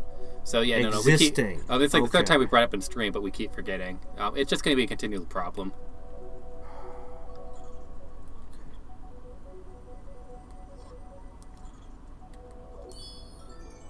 Okay. Greetings, says Mark. Has YouTube been going down for you as well? Not right now, but it was going down earlier this month. Seems to be fine right now. YouTube has been having a lot of problems lately. Don't make the oh hi Mark joke. I've heard it 100 times already. The oh hi Mark joke? Yeah, from The Room. Oh hi Mark. How's your sex life? Sorry, I have no idea what you're talking about. That's the movie that the Nostalgia Critic reviewed that had the guy who was the critic. The movie the Nostalgia Critic reviewed does not narrow things down very much. Yeah, no, it's one of his most famous reviews because it was like this film here that ended up hitting DMCA and just a bunch of crazy stuff that spread the critics popular. it went all sorts of weird ways. DMC takedown made him more popular. Yeah, because the guy tried to shut down the review. And so the critics just went at it and fans went. It was just like this really terrible, terrible movie with all these cringy moments. I'll show it afterwards and you'll remember it because we watched it a while back. It's high in the memes because he was the director and the writer and the lead actor, and he just was really bad. He couldn't remember his lines. So they just recently made a documentary on just how bad the making of the movie was. He made a documentary? No. The Hollywood did. Oh, Hollywood made a documentary. So he works in Hollywood. He tried to. Well, then how did they know about how hard his movie was? Because it's just infamous. He was just that bad. So, like, I think one of his friends published a book on it, just going, this was really bad in Hollywood. They got greenlit for... Oh, shit! It got greenlit into being made into a movie called The Disaster Artist. Oh, shit. Get your butt down. Okay. Well, that doesn't help me any. Oh my gosh. Oh my gosh. For example, one of the scenes there, he just had to remember like 2 sentences, and it took over 80 takes to get it right because he was constantly drunk. Okay, drunk guy makes bad movie. Got he was the lead actor, so he was like, "You're tearing me apart, Lisa." Okay, well now I've heard that. That's from that. And just like he just had all the most awkward dialogue throughout. Because he doesn't know how to script. He doesn't know how to act. Oh, right. Yeah, that's the movie where they wanted to have a flying vampire car. Ah. Maybe? Okay.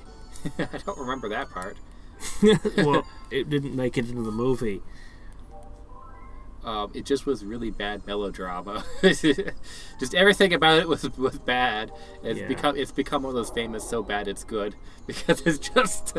They can keep it. I have no intention of polluting my brain with it. Oh no! I've never sat down. It's like watching Birdemic. You just don't.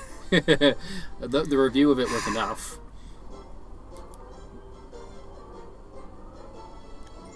Okay, let's lose. Let's lose the game a bunch of times. Here we go! Oh, there we go. Another great line. I didn't hit her. I did not. I did not. Just the worst delivery. It's Zelda CDI bad delivery. Except that Zelda No, CDI Zelda actually CDI has voice. great delivery. What are you talking about?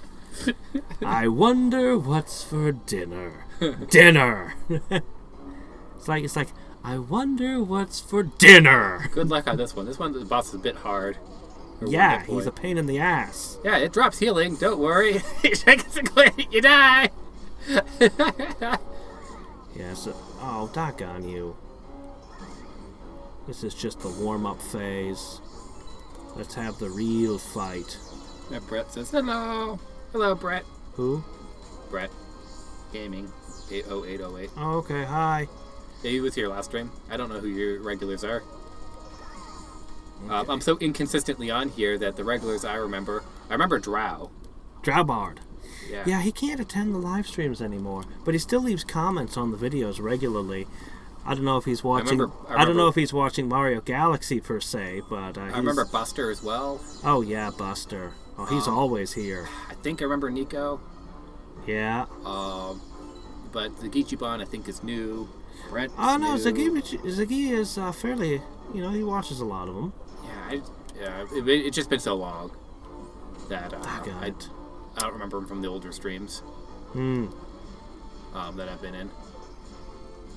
But that's not me. I'm just an irregular. Alright, one knock. Come on, don't reform that hand. Lamp oil? Rope?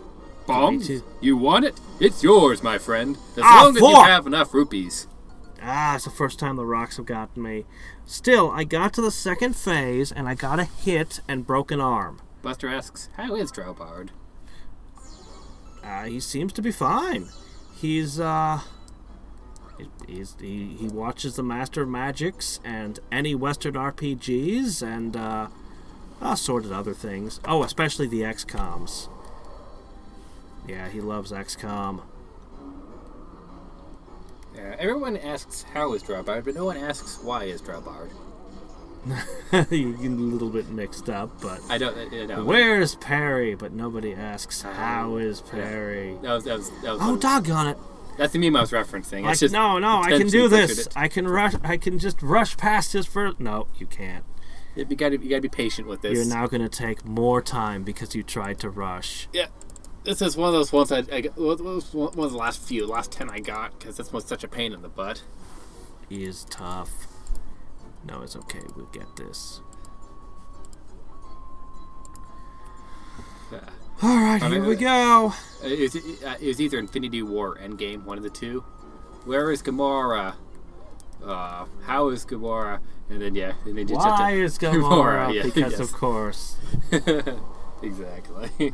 Yeah. I like the first Guardians of the Galaxy a lot. The second one was okay. It's okay. It was put up there that there was just too much laughing and just kind of messing up the characters a bit. The villain was cool.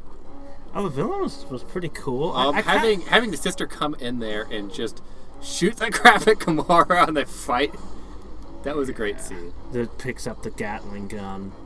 Yeah. But it was just too many plot threads. And the turning of him is when he realized that the father killed his wife. I'm like, it just suddenly snaps him out. I'm like, I mean, it kind of works It because kinda he's works. a mama's boy the whole time, but you know, it just didn't feel right. It was kind of it was probably because there were too many other plot threads going on. They couldn't build that one quite enough. Yeah, no, I mean, it just kind of felt like the Batman v Superman. Why did you say her name? Wonder what Thanos thought of all this. All of a sudden, this crap starts growing everywhere, and then suddenly stops. Oh yeah, yeah. It's one He'll of those destroy half of all life. Wait, all life is this one dude. Now, Yeah, I guess I'll destroy half of him. yeah. No, that was one of the big problems with that villain. There was that that Thanos should have had a reaction. I don't know if that was a problem, but I think it would have been nice to have we're some of the other. We're in a shared universe. Oh shit! There should be consequences. All right, I need to put everything into this fight. This is a pain in the ass. Whenever a movie's separate in a separate universe, it's fine. But when you have a shared universe, that's well, let's not forget Iron Man 3. What's that? The president? All this day, nobody else shows up. Nobody else comes in. Captain America, isn't this something you care about? Yeah. No? Oh, okay. I kind of liked Iron Man 3, but oh, no. it was also kind of a hot mess. I really liked it. Just had so many cool scenes. I liked the armor nano healing and just coming to him and the kid, the jokes with the PTSD and the kids just mocking him for it. God, I keep trying for it. I'm so close to just bringing him down within like the opening moment. Don't do it. Yeah, so Buster Gunda says, I guess you're having a rocky start. Yeah, when I played this game as a child, this 1 HP boss was the most difficult fight for me. It's pretty tough. But when I retried him a few months ago, it was very easy. Yeah, Nico, you've gotten really good at games there. Like I remember when Hadriex was playing Distorted Travesty, and there's just one guy, and Hadriex is like, I'm dying on this. I'm sure he's like, no, it's easy. No, you're having trouble with the hacker. It's easy. It's like, oh my gosh. It's one of those things that it's hard to. At the very, very end of Distorted Travesty 3, after you've been through all manner of bullshit in hell, so much bullshit in that game, and you've done all this stuff, all this ridiculous stuff. You go up against the second to last boss, and you could not have designed something to more frustrate the player. Like, it is the most frustrating battle. The last boss is harder, but he's not frustrating. It's that second to last boss is just designed to make you miserable. Well, no, just the entire time where the guy kept telling you it's easy. You just like, and then you're watching his videos and he's dodging between the lasers and he's doing all the bullet hell stuff, and going that really needs to be made. We got people who can beat that game like on a no-hit run where all the power-ups are replaced with blocks of cheese. That's literally a mode. All the power-ups are replaced with blocks of cheese that do nothing. How about the person, the two people who beat Impossible Metroid? Oh yeah. Like there just comes a point where people become blind. Look to their at level. how easy. Are you kidding? Yeah, there just comes a point There's where people. nothing about that I could do. There's just a point in time where people become blind to their level of skill. That was one of the earliest realizations of the game industry. Oh shit. Okay. Was that I've got you.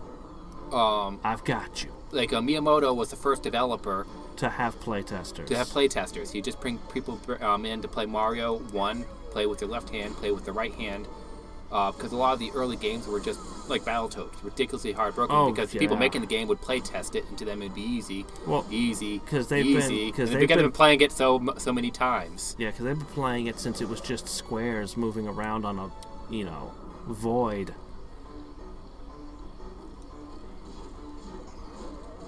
Okay, well, he's got two hands again.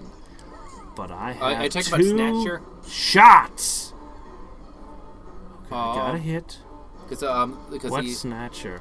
It's Hat in Time. One of the bosses is Snatcher. Oh, has Nico played that game? Yeah. Oh, He's saying that the last Hat in Time boss was fun. He felt completely overwhelming, strong, but totally doable. I think he's talking Snatcher, because Snatcher wasn't the last boss. Until you go into Seal the Deal. He's the third boss in the game. Okay. All I need to do is not explode myself. Because the last boss is the other kid. And that boss is a lot of fun. Don't explode myself. Arrgh!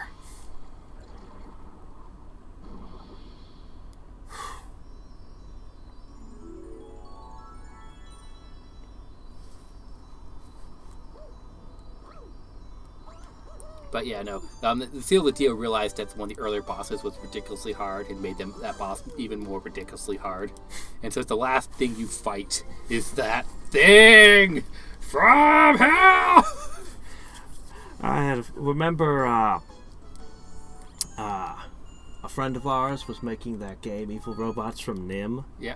He had a stage he made so hard he couldn't beat it anymore. he called it the elevator from hell. He had to go and fix it.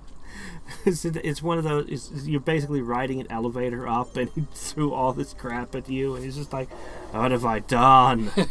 No. Yeah, no. When the game All dev right. can't beat it, We've done it. the only developer who's gotten away with making a game they can't beat, and the fans have still liked it, is Five Nights at Freddy's author. Really? He couldn't beat it? He made it was one where it was the custom challenge night, where it had all these things there. Oh, the 10-10-10? The 10-10. No, 20-20-20. 20-20-20, He whatever could not it was. beat it. He didn't know it was possible. And so eventually somebody Markiplier. and they got to talk with the author. That was the reward. Yeah. That Pat There's, kept trying, and the author's like, give up. It's not because he managed to beat all his game, but that he just like I don't even know it's possible. Distorted Travesty, the first one, the Shroud Lord. He couldn't beat it on the highest setting. He finally did years later, and he's just like, I from now on, I'm never releasing something unless I can beat it. That has to be a rule. That has to be a rule. It's unwise. If the developer can't do it, you have created a sin. There's just a sin of gaming. Gaming Sins sounds like a YouTube channel that complains about nothing and asks for lap dances. Yes, gaming sins. Sinking the airships. Yeah, I'm just going to start reviewing Mario 1 and just all the inconsistencies in Mario 1. Jumping on a turtle and not killing the turtle. Boop. Ding! Yeah, we'll just have this little counter.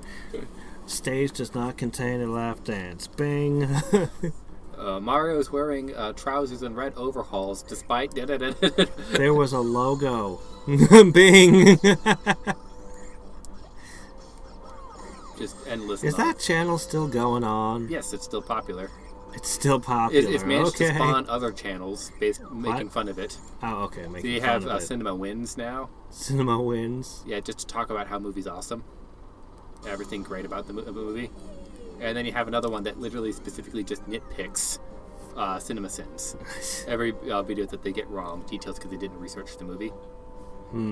All these glaring errors, and just all the times they're not paying attention and making complaints about things that were explained in the movie. Yeah. And they failed to notice. Probably. I've seen. Yeah. Yeah. That sounds about right. I used to like Cinema Sins. Like, I understand. Like, there's also a lot of people who criticize Nostalgia Critic for getting things wrong in movies. It's still just entertaining to watch him. I mean, he really should know better. Well, the biggest ones I don't get. Like, he should stay away from anime. It's very clear he doesn't watch anime. Anytime he talks about Sailor Moon, he's just wrong. My favorite thing was where he apologized for getting everything about Sailor Moon wrong. Yeah, he's like, I've done research. I got it. Gets everything wrong. Apology video. I was like, yeah. Clearly, you never watched this. See, there was a time when I'd say, why doesn't he just get somebody who's an anime reviewer on his site? But that's not a thing anymore. Yeah. Well. Poor guy. Alright. I would like to have your hit points, sir. Oh, okay, yeah. When you said him, I thought you were Lumabop. talking Snatcher, because that's a she. Yeah, Mustache Girl is a good boss fight.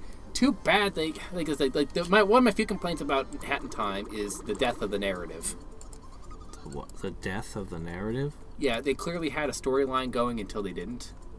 That got sacrificed somewhere along the line in development. And so at the very end of the game, they pretend they have a narrative again. Going, yeah. It's like, no. Your lead villain only exists in the first chapter and in the final chapter. She's literally, you don't interact with her the entire rest of the game. There is no overarching narrative. Overarching narrative? Why would we need one of those? I would do a legit version of Gaming Sins, says Buster. People who rant about movies is Nostalgia Critic. Yeah, probably. He's just fun. I really liked his Sonic review. Oh, that's going back. Yeah, I know. Well, that's what got me in. He did go with Space Jam. That was He did his go most. with- That was his most popular one, wasn't it? Sonic. Yes. They keep telling him to do Sonic. He's Oh, like, nope. shit. Another one of his great ones was that Oh, weird fork. I couldn't noir get back superhero on. movie.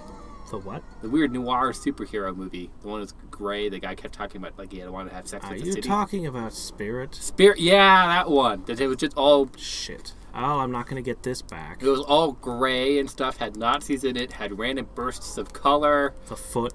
The foot, yeah. The like foot. if I just It has turn the foot. away for 10 seconds, you're not going to do something weird, are you? Turns back and the guy's just a foot on the top. Stop it!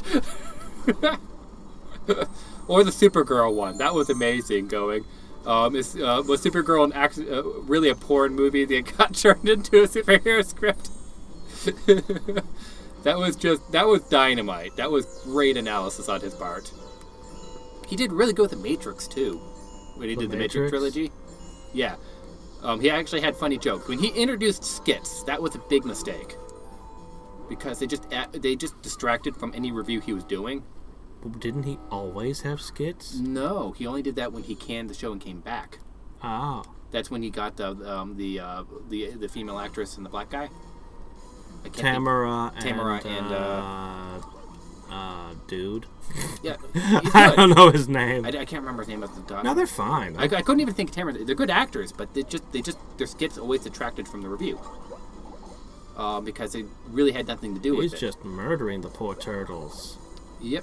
When they did the Matrix, it was funny. Is it Pierce? Tamara and Pierce? No. No, not Pierce. His name escapes me. I really like him. He's really good. Like, it's clearly a seasoned actor. He does well at what he does, but and as oh my gosh, and a Magic Koopa. Good grief. You can knock them out. I don't know. It's okay. Hold on. But all right. Yeah, in the Matrix there, where like one of the jokes was that like they're all wearing leather, and so they're swinging around wearing this leather, and it's making all these loud creasing sounds. It's like, did you say something? I can't hear the plot over your leather. Oh my gosh, he's still fighting. Oh shit, what's this now? Okay. Apparently, it can triple shoot. I guess you have the most epic shit ever. I've not watched in a while. Okay. His latest great thing was just doing the horror cartoons. Yeah, I see those. Yeah, him doing horror cartoons. I do watch those. Yeah, well, it just does something different and new, and it's kind of fun. Fork, I missed again. It's okay, I can get it. And you just end up with all these surreal cartoons we've not seen. And some that we have. And some that we have. But he really doesn't get he really doesn't get the Legend of Sleepy Hollow. Like he really just doesn't get it. It's like, good grief, man. Although I had never seen that animated adaptation, which was cool. Oh my gosh. What is this nightmare? God, I just want to spin and hit you. Just throw a Koopa at it. I guess I should have. I got killed by bumping into him. Urgh.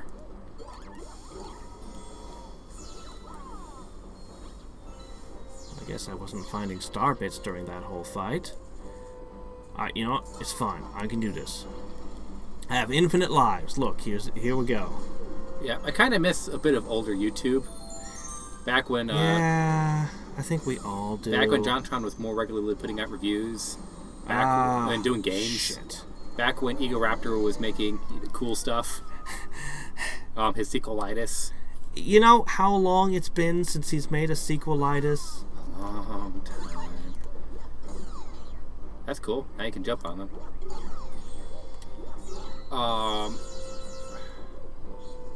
It's like he made one really good sequelitis, and then he made a sequelitis, and then he...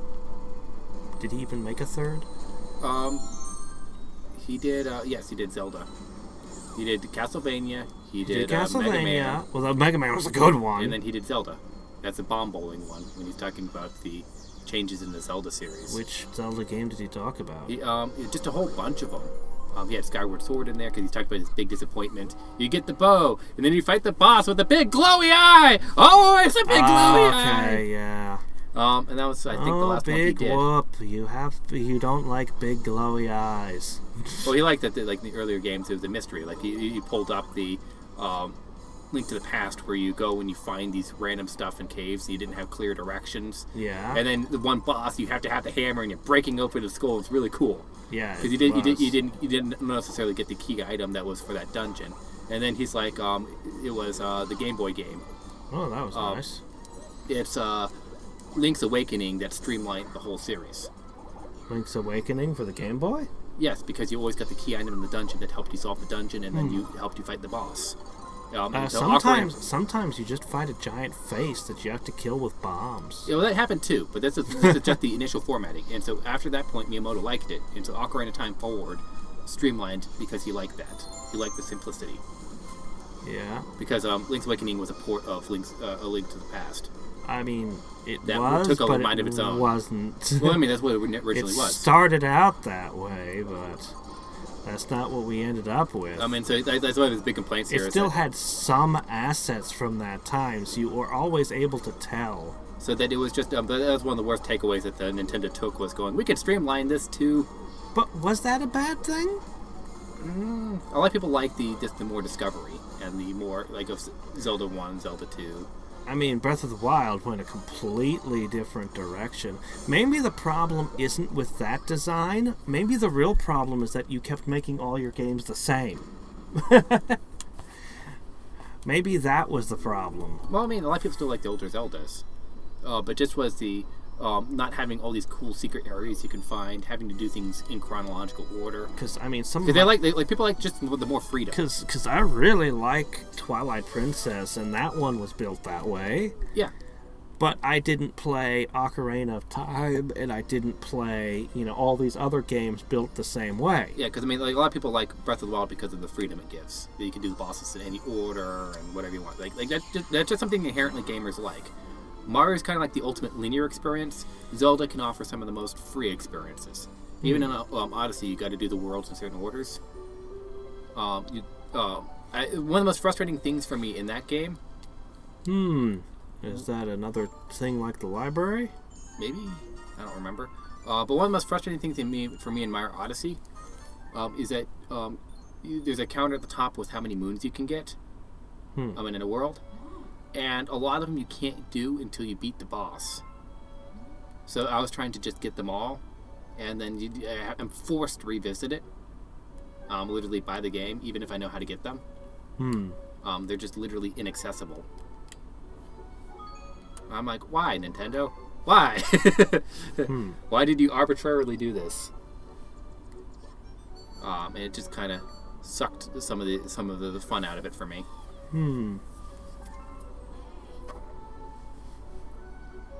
The undecided that was saucer. That stupid saucer, yeah. We have to go through that whole series of things. Buster says, I thought about doing gaming reviews. It's better to know when to stop than to lose your luster. Ironically, I beat Link's Awakening DX on Game Boy Color by emulator, and it was a pain at times. Yes, it is. Link's Awakening is more fun when you know what you're doing. You'll find on a replay that it's a lot of fun. The thing about Link's Awakening is it wasn't built for now. It was built for, I'm on a long car ride and I'm 8 or 12 or whatever, and I have this thing, and alright, I guess I'll explore a little bit more of it. And you discover things and find things and slowly figure the game out, and it takes a long time to figure that game out and win. Nowadays, we don't want to do that anymore. We just look up a guide. We're like, alright, look, what do I do? Oh, okay, I need to trade a thing to a monkey and get a stick. Yeah, okay. Well, it was one of the most frustrating things. I never beat Oracle of Seasons. I didn't have a guide for it. I didn't look at it. This one has a green moon on it. No, this one has Luigi. Yeah, I think he has a green moon. The Star Wars highlighted in green. Yeah, he just See, it's a green question mark. Oh, all right. I don't know. I'm just taking hints. All right, maybe Luigi will give me a green one. I don't know. Either that, or it's either indicating Green Star or Luigi, because he's green too.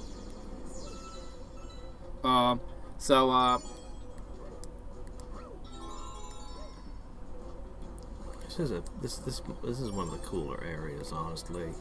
But the physics are so jankety. The gravity on these saucers. Yeah, Oracle Seasons, I was playing it, and I didn't have a guide for it, so I just was doing the best I can, and I just got stuck. I tell you, I talked to every NPC on that game 3 times, and I literally could never figure out how to be. Yeah, I really don't enjoy that. I've never tried Seasons. I was playing Ages, and I didn't finish it. Yeah, I just really do not enjoy getting that level stuck. There's no hint system. There's no guide. You just have to do something very specific to make progress. You're literally locked until you can guess what the developer was thinking. Honestly, I'm a little more interested in Minish Cap. Yeah, Minish Cap looks like fun. Alright, we're looking for a Luigi. Or maybe Tingle's He's on the other side of a saucer, so something make sure you check on the other side. Land. Yeah, I know. But we have to get through this shit first. Okay. Yeah, Tingle's something Rupee Land. You haven't heard of that, have you? There's also Zelda... It's an entire Zelda game where you play as Tingle. There's also Zelda 4 Swords. Yeah, there's a couple of those, actually. Yeah. Yeah, John X wanted me to play one of those with him. It looks like fun. But you got to get like a GameCube, and then you got to get the Game Boys linked up to it. Didn't need a GameCube; you just needed 3DSs. So everyone wants a copy of it. I think you needed to hook them up to a GameCube, didn't you? Don't think so. Which is good because I don't even have a GameCube. John X was like I might have them mixed up because the John X was playing with 2 of his friends on the. But then again, there's more than one Four Swords adventure. So I mean, you know. Yeah. Okay. Well, they wanted to keep the normal game rather easy, so they introduced a bunch of harder moves for every world after you defeated Bowser. No, I'm not talking about the ones after you beat Bowser. I'm talking about there he is. Found him. In World 1, there's like 80 moons, and you can get like 60 of them until you beat the boss with the golden chain chomp. And then on the revisit, suddenly there's more moons accessible, and all you did was beat the first boss. Is literally like you literally cannot get because I didn't mind the ones that were locked for post-game content. That was fine. It was just the arbitrarily locking of moons in every single world. How did you manage to get stuck in a box?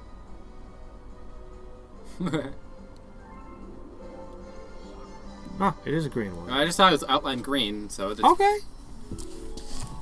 Green man finds green star. The only Zelda game I played was Breath of the Wild. I'm more of a Mario fan. I'm a big Mario fan. There's a handful of Zelda games I like. I really like Zelda 1, and I really like Link's Awakening. The rest of the Zeldas are just kind of Zelda. for me. Zelda 1 is really good. Link's Awakening is pretty good. I like A Link to the Past, but I prefer the first one. Zelda 2, I actually like. It's hard though. I still eventually want to do a review on Link to the Past to I need figure to do out a thing about it. Yeah. Because I want to figure out why I don't like Link to the Past. Oh, A Link to the Past? I don't know why. Because Zelda 1 is amazing, and Link to the Past I should like it. There's so much. It's that game, but more. But somehow.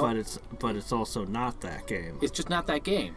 Yeah. Like everything about it looks like it should be better. It's one of the fan favorites. It's just everything is lined up until I play it and I get bored, and I got to put it down. He's the one who moves comments. I got to the World of Dark, and I eventually I gave up. Not because it was hard or I just got bored. And I've tried many times to beat it, but every time I pick it up, I got to put it down. And it's weird. Like some games just really bore me, and I don't know why. Breath of the Wild is just another game I look at. And is this a fortune teller's shop? Hadriex really enjoys it. What? Breath of the Wild. Oh man, yeah, you gotta try Breath of the Wild. Okay, this is the bedroom. Yeah, this is a telescope up there. You gotta try Breath of the Wild, my dude. I should try it, but every time you'll love it. Every time I look at it, I just don't want to play it. I don't know. Hey, I could just go straight for the boss. Yeah.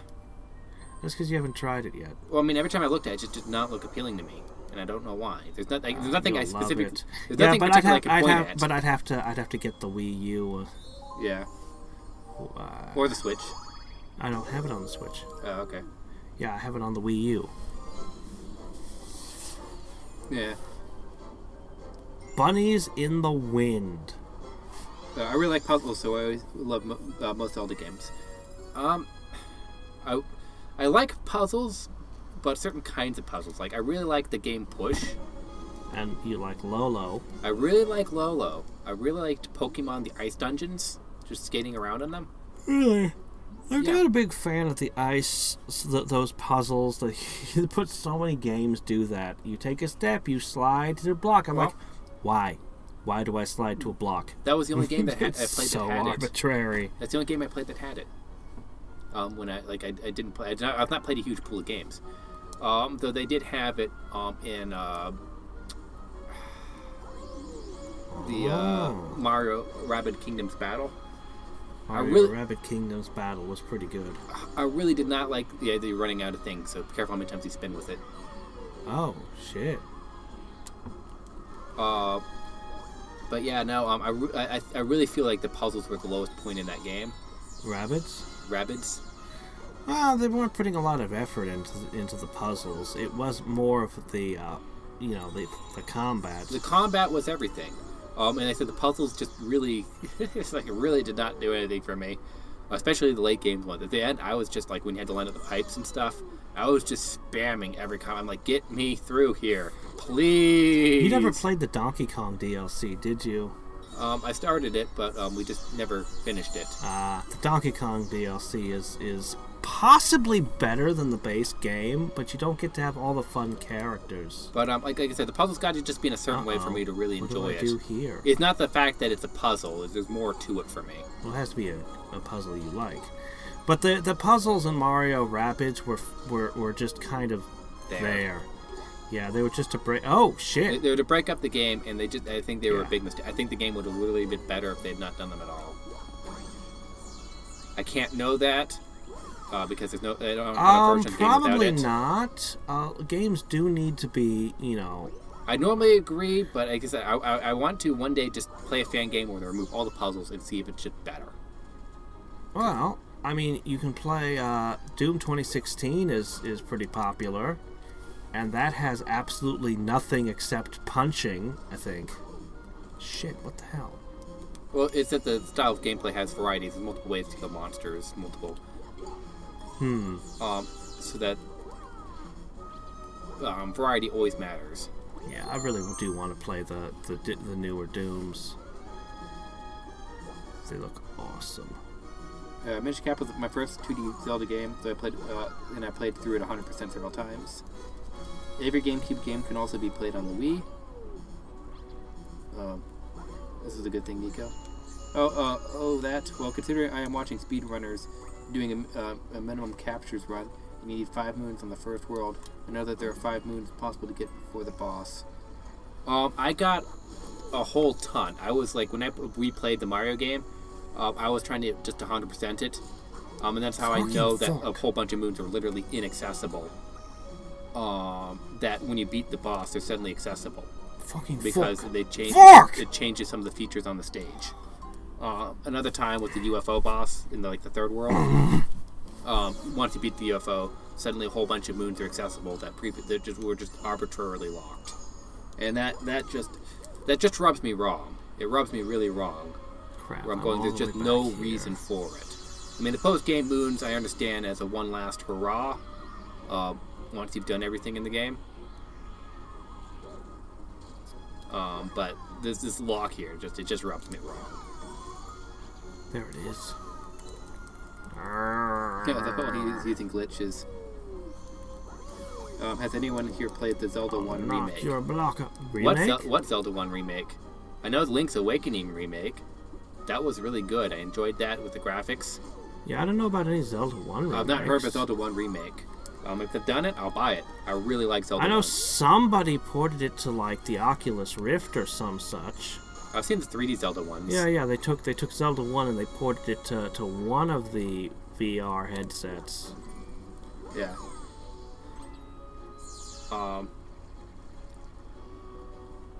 Because I'm hoping that they do. Reaches just a little further, and it's just. Oh, I hate you. It stays down. I just hate you.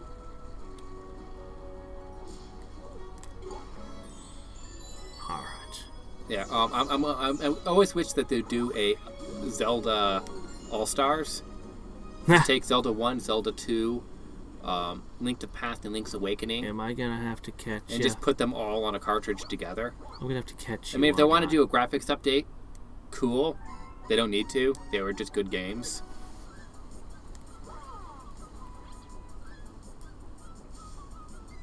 Okay. Did it just sink into the ground? It went right through the hedge. Oh, it can go through hedges. Yep, so you just gotta be fast. This chase is hard. You gotta be faster than it is.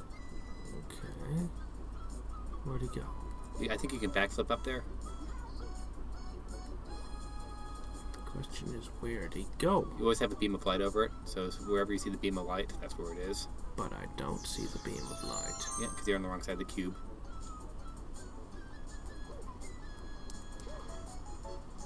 Where you go?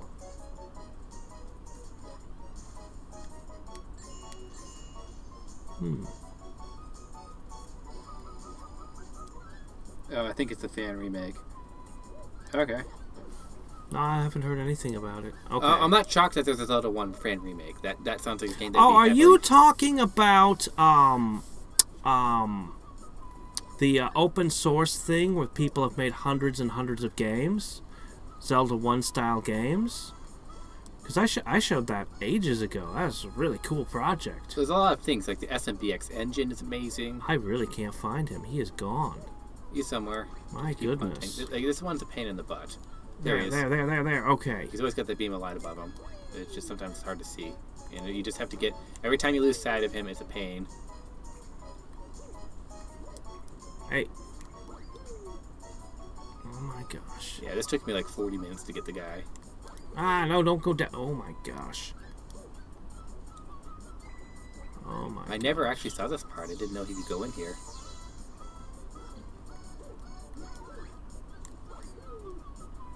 Yeah, this is exactly the type of gameplay I really don't like. Just tedious. Tedious! How do I grab him? Spin into him. You got him. Okay, it was A. Yeah, you got much faster than I did. Because he kept going up in the hedges, up in the hedges, up in the hedges. I'm trying to jump, falling. He never went on the ground for me. Don't expect me to catch me so easily next time. Was that a threat? That sounded like a threat. My favorite Fiend game probably is going to be Psycho Waluigi. You know, it's hard to argue. It's literally redeemed an unredeemable character. That is the start of Waluigi's popularity. It's that one fan game. Well, his popularity started a little bit before that, but... Well, that was a big part of it. Even Nintendo acknowledged this game was good. Yeah. It's rare when Nintendo normally... How is his Psycho Cutlery coming?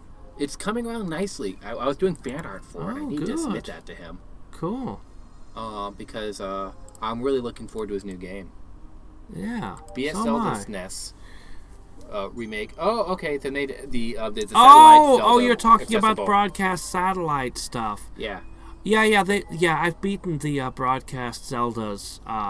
You can get them. You can actually emulate the broadcast satellite games, and get yourself not only the assorted Zeldas, but you can get all the other stuff. There's a Fire Emblem, which I haven't done. There's Radical Dreamers, which I don't know if I recommend it or not, honestly. If you're a big Chrono Trigger fan, you've probably already played it. And if you're not going to be interested in it. Honestly, it's kind of strange. One of the weirdest games I recommend is Knit Stories. Oh, yeah, you love Knit Stories. Yeah. Didn't they do the one where you could turn back and forth to I want to get it. I've never had it. Oh, really? Oh, you're talking about in a deep forest? No. Well, there's the final one he made. He made a sequel to it, Knit Stories Underground. Yeah. I really want to get it, but nobody's bought it, so... Huh. I've not been able to play it. But Knit Stories here, I recommend to anybody who's a... It's a great thing for game design studying, because it comes with a level editor. And the game is a very simplistic pseudo-Metroid, sort of. Shit. Things just got worse. Things got way worse really quick there. That escalated. Yeah. That's right again. Now you got too greedy. Well, it was more embarrassing deaths. I mean, what kind of prize are they going to give me for hitting all of these? There's got to be some... Oh, shit. See, I was doing so good with them, and now all of a sudden... But yeah, no, I recommend anybody who wants to study game design, just play Knit Stories. The base game that comes with it is okay, but it comes with, you can go to the website and download more fan games from it, because it came with the level editor. And so the author himself made six worlds. So his Gustav's Daughter is much, much better than the base game. Yeah, I recommend Hadriex plays that eventually at some point. And then he made another great one, which is This Level's Not Complete. And that one was just a lot of fun. Oh, that's all I got for all my troubles? But it's just a world where literally everything, like the world's falling apart because the developer just got too lazy making it. And so you're trying to desperately get through it. Like there's like little triangles. Kind of Monty Mole. There's like triangles on the paper and it just says water. If you jump it, you get splashed. It's wet. It's just that I loved that. That was just so much fun. I also wanted to make stages using the SMBX, but I was just too lazy. Too much sprite work. I was so surprised when you beat the big one, the Talking Time Bros one, and some people I had known from a message board way back in the day were there in the developers room. You still need to do 2.5. I was like, I knew that guy. Yeah. Way back in the day. Holy Bard, shit, he still exists. Yeah. And everyone will think we're referring to the Spoony one when it's a completely different person that has no relation. Oh man, I still feel bad for Spoony, man. Yeah, he made some really great Let's Plays and stuff. He tanked himself. It happens. It happens. I mean, you know. He is his own worst problem. It happens, people. You know, I don't know what to say. Someday he might, pull through, get his stuff together. If he finally stops, self-sabotaging himself. let's move on. That's all I'm going to say. I don't want to be bad-mouthing another creator here, especially one who I actually like his work. I'm not even bad-mouthing him. It's just sad. Yeah. I'll talk more off stream because it's sad. I know. Oh, come on. Talk about stupid things. It was kind of like the... What if I just bippity-boppity... No. It's just how things change with time. There's a big essay on the leaving of... I can't think of his name. It was a very mimetic YouTube channel. The guy became a musician.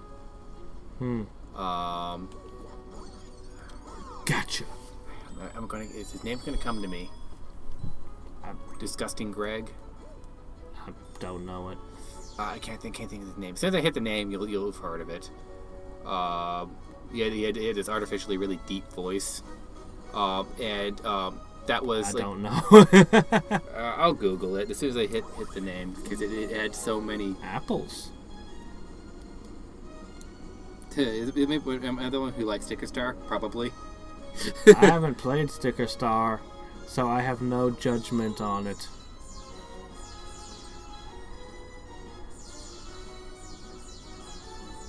Okay, that's iDubbbz. It's not iDubbbz. Filthy Frank. I have heard the name. He was an age of YouTube. Because that's where iDubbbz started. He did a massive crossover with PewDiePie, and just a whole bunch of these giant creators came together because he made some of the edgiest content. I'm not a Filthy Frank fan. When I look at his video, I'm just watching this thing. I think it was Turkey Tom talking about it.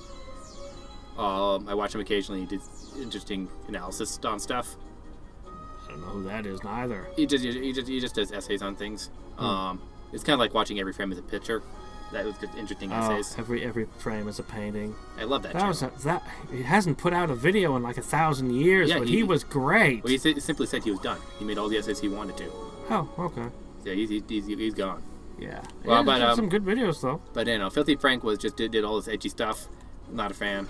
Some of the stuff I'm looking going, that is gross. But why did you do that? But he was an heir of YouTube because The worm is bigger than the apple. all these YouTubers came out of that, and they're all edgy, and now that's all been carved away. Well, the AVGN was an age too. Yep. Oh, he's the startup of so many things.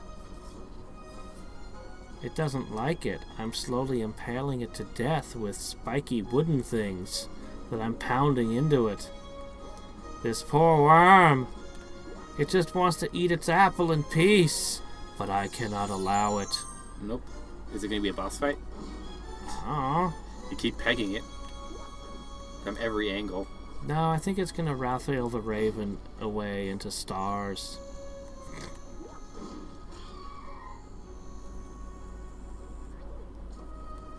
I'm just going to run across your face.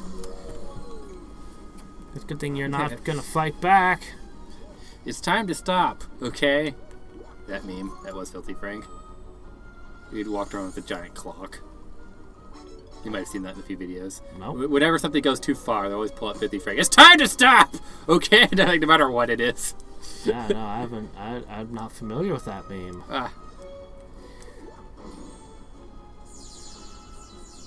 The plants are extremely impossible in this game. It's satisfying. Somebody did a retrospective or something on the Irate Gamer. I had heard about him, but I'd never actually seen any of his stuff and didn't know. It was interesting, at least according to this little mini documentary. You know how he's still going apparently, but he has been the same size this whole time, basically. So do you know why he got big? Apparently, YouTube was looking for, because this kind of content was popular, they were looking for somebody like the Angry Video Game Nerd, but wasn't as vulgar, as offensive, yes, as gross, as so. And then they found this guy, and they're like, well, he's like the AVGN, but he's more family friendly, and so they promoted him hard, apparently. And his videos were all getting more dislikes than likes, and they finally realized, oh wait, people actually don't like this guy, apparently. I feel kind of sorry for him, you know. I'm like, aww. It happened, man. Oh, doggone it. What the hell? It just pops up really fast, and then it's on me. Yeah, you gotta dodge him a bit. He was in this chase cycle. Yeah, well, he just kind of comes out of nowhere. So you can see him. I'm like, wait for him to get close and stomp, right? That's not enough. You gotta get him when he pops out. Maybe I'm supposed to make him run into oh, fork. There he goes. Oh, shit, there he goes. Now you gotta do a second time. Oh, okay. Took too long. Wow, that was... Alright, well, at least I know... Oh, shit. But yeah, no. YouTube's changing all the time. There's people who make and break certain sections of the website with their good and bad decisions. Yeah. Well, remember when the most popular channel was Fred? Yeah, annoying orange. Danebo, yeah. Ow, forking fork. Man, it's not going to make me do a daring star on this one, is it? Maybe.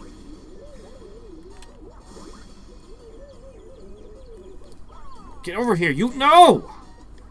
My goodness. Yeah, this boss is tough. You are a pain in the ass, aren't you? Oh my no, gosh. Not Fred. I discovered that if I just speed my voice up, it becomes high-pitched. That's all I need to be a popular star.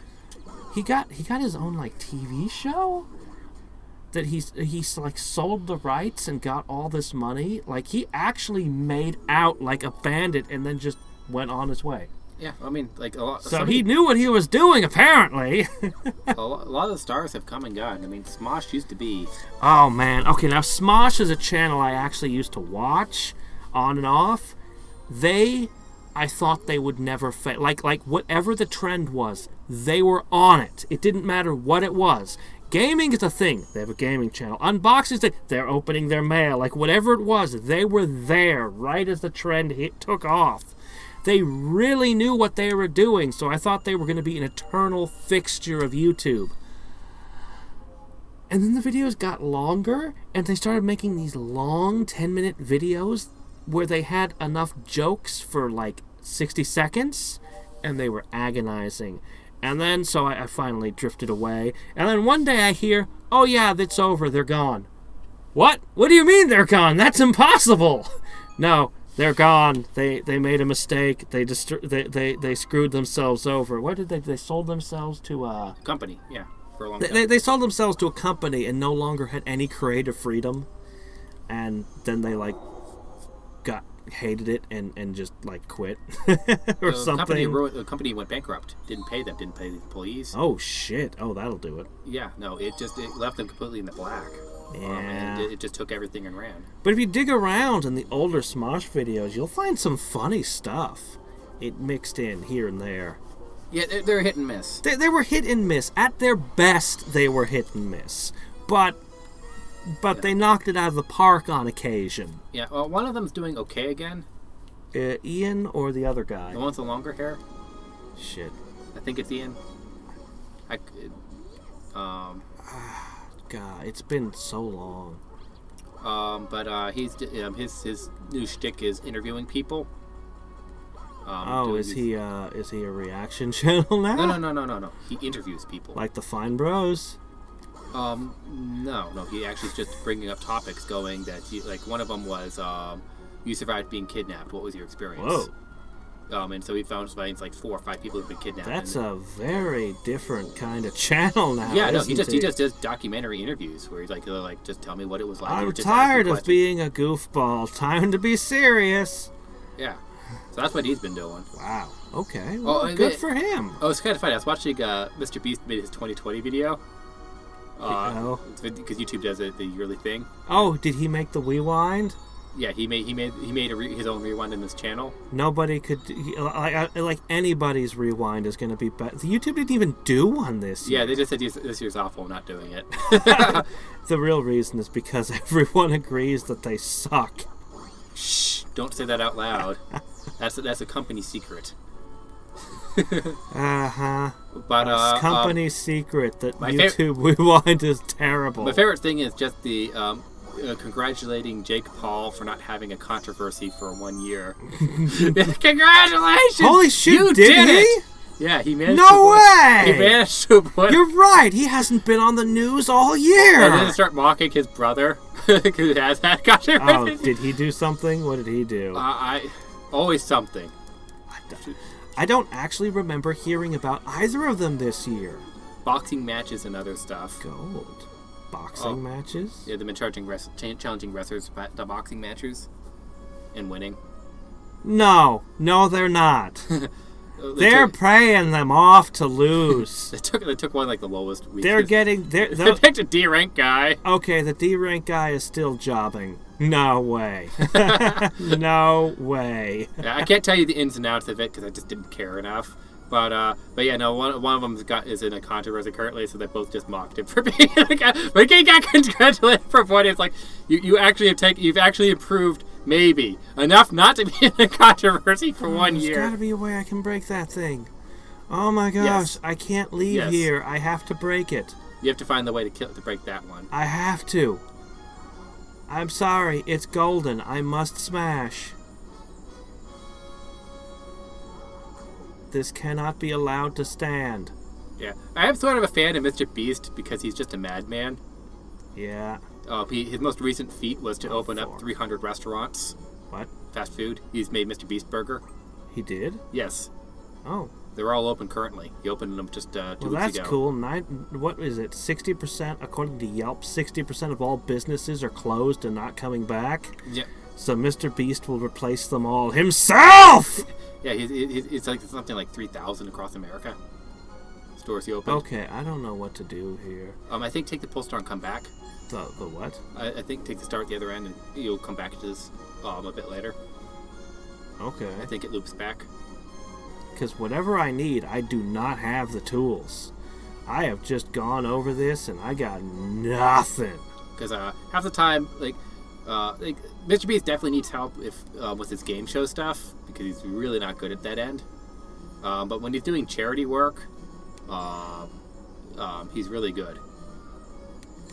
He's kind of an anomaly because he's not really a comedian or anything I would normally care to watch, but he's just doing things that... Can I get on the other side of this? I'm afraid to try. He is his moniker. He is Mr. Beast. He's just a beast. he goes random directions. Okay, I have to be able to do this. Oh, thank goodness. I was afraid to try because I might just fall. Ooh, healing. I was trying to explain his channel to somebody. I'm like, there's no explaining his channel. It's just whatever he feels like. This year he feels like planting 20 million trees. Hey, you know... And he does it. That's the thing about YouTube. It's your channel. There are no rules. There's no network, unless you're Smosh. There's nobody to tell you no. So if I decide I feel like reading Les Mis, I'll just start reading excerpts from Les Mis. Well, like one of his videos there is signing 60,000 T-shirts. Oh my gosh! You know how long that would be? It took him 2 weeks.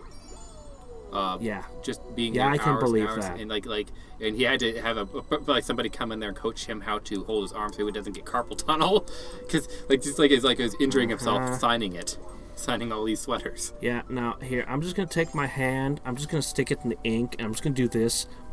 Okay, there you go. That's what you get. It's like, his one on just how much money you lose on lottery tickets was interesting. Scratching 100,000 lottery tickets. Oh my gosh. But I said, yeah, he's not a comedian, and so he desperately needs somebody to help him with his. I mean, you know, it was in The Wealth of Nations. Adam Smith talks about that. The surest way to lose is to buy all the lottery tickets. You will definitely lose. Oh, he just proves it. He acted to tan down proves it. Yeah. It's neat to see. But I said, these are cool, but it really feels like I should be able to stomp to make them move down the pole. Mm-hmm. Makes me think a little bit of Mario RPG, the cloud area with the swirly plants. I mean, I get all these sticks with these discs on it. Sorta see what you're coming at, but it's I don't know, the colors. My brain would have never made that connection. It's just kind of weird looking when I'm looking at it. Why are there exclamation points? Watch where you step.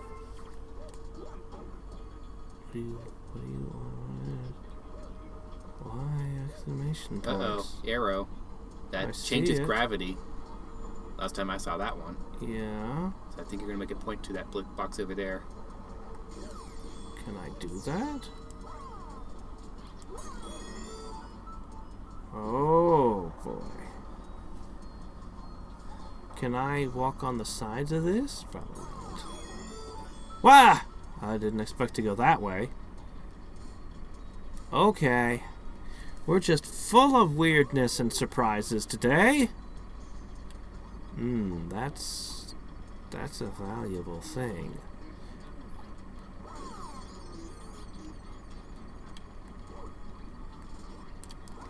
Shit. Okay. Gotcha! Okay. We're doing good. Question. Oh. Can I?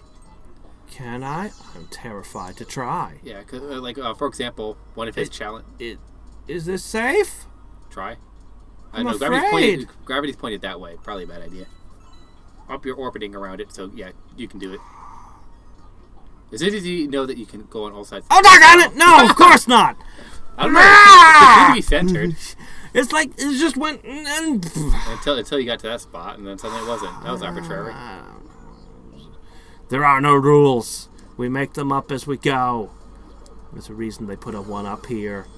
Yeah. All right. But one of his best there was the $1 million giveaway. $1 million giveaway? Doesn't he do that like every other day? No. It was a series of challenges where they had 4 videos to pick the contestants. And then the final one was for the $1 million. And you had to. The challenge for that was keeping your hand on a glass case. Forking fork. Um, I should just backflip. for as long as possible. Okay. The last person let go got to keep the million. Okay. And I'm What like, if you need to use the restroom? you had to do it there. Wait. Bottles and buckets. Really?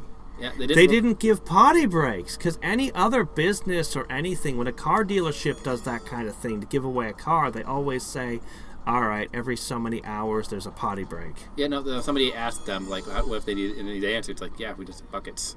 Wow. Wow, that's unusually intense. They finally showed it in one of the latest videos. Like, a guy had to sit in the corner for an hour. It's like, yeah, it's like, I use bathrooms. Like, here's a bucket. The question you have to ask is it worth it? Because you have to look at the other people and go, are they going to give up? What if they don't?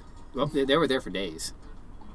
It was $1 million. What if they just don't give up? What if it's a month later and they're still sitting there with a sunk cost fallacy going, I will never surrender? And you're sitting there going, I will never surrender. That's happened. It's like... They always have time challenges. One of them was, like, not leaving a room for... and so they kept just taping off sections of the room to make the area you could be in smaller and smaller as the days passed. Yeah. Until finally knocked it just down to one guy. Yeah, for that one, they just kept upping the challenge. The last thing was to carry weights, so keeping one hand on it. Oh, I didn't need that mushroom after all. I was expecting a boss. That way they didn't have people there for a month. They're all carrying like weights. They shouldn't freeze frame when your hands are big and goofy looking. Because it just lets you see how big and goofy looking they are. But that's something I would just go, that time challenges are just a bad idea. just this thing here, just like, it's not entertaining to watch. It's not... a lot of his game shows, he just does random things. Hit this balloon with a dart. If you can, you get 50,000. The guy's like, yeah, I need to pay my medical bills. Okay, you can get closer, we'll give you more money. I feel bad if you lose. I'm like, yeah, this is why you need somebody to help you out thinking these things through, Jim, before you do this. There's still some of his ideas are great. The credit card with no limit on it, like $1 million. Oh yeah, you showed me that one. That one was amazing. That was a brilliant idea. Whoever suggested that knew what they were doing. Because that's when everybody wins. It's fun to watch. And then they go up and then they tell them, it was unlimited. It's like, well, now most people are going to go home and feel bad. I'd be like, going home and feeling pretty good. It's like, oh no, I only got $50. Well, that's $50 more than I had. But most people are going to kick themselves and be like, there was $1 million on, and they're going to stay up at night and stuff. Like, don't tell them that. Well, they're going to watch the video. It's going to get millions and millions and millions. Oh boy, well, we talked about this, didn't we? Did we? Yes, we talked about this, didn't we? Oh no. Oh no. At least I know how to fight you now. But like in one of them, the guy wasn't spending enough, and and he comes over and starts grabbing things. More. Yeah, he just goes up to the kid because he like was not spending, like more. Here, you need putting things in the cart. Yeah. That was funny. But I said, like, that's the type of videos... What the hell's going on? You bump him and he... I guess I don't remember how to start the fight. I think when he pokes up, now I get it. Now I do it. Oh, okay. So you got to time it right. Well, that didn't last. Okay. Yeah, you just had perfect timing the first time. Alright. You got him. Alright. Alright, now I got starbits to throw at you. If you can also jump up the tree, that's what I did a bunch. Just like, hey, I'm up in the tree for a while. No, wrong button. Hey, get back here, Mulch Diggums. Doggone it. Yep, you gotta be close when you stomp. Alright, here we go. And then I wait. And I kick your furry butt! Alright, this is the phase that gave me so much trouble. So I'll stay away from all the spikies down there. It's not like I need a coin.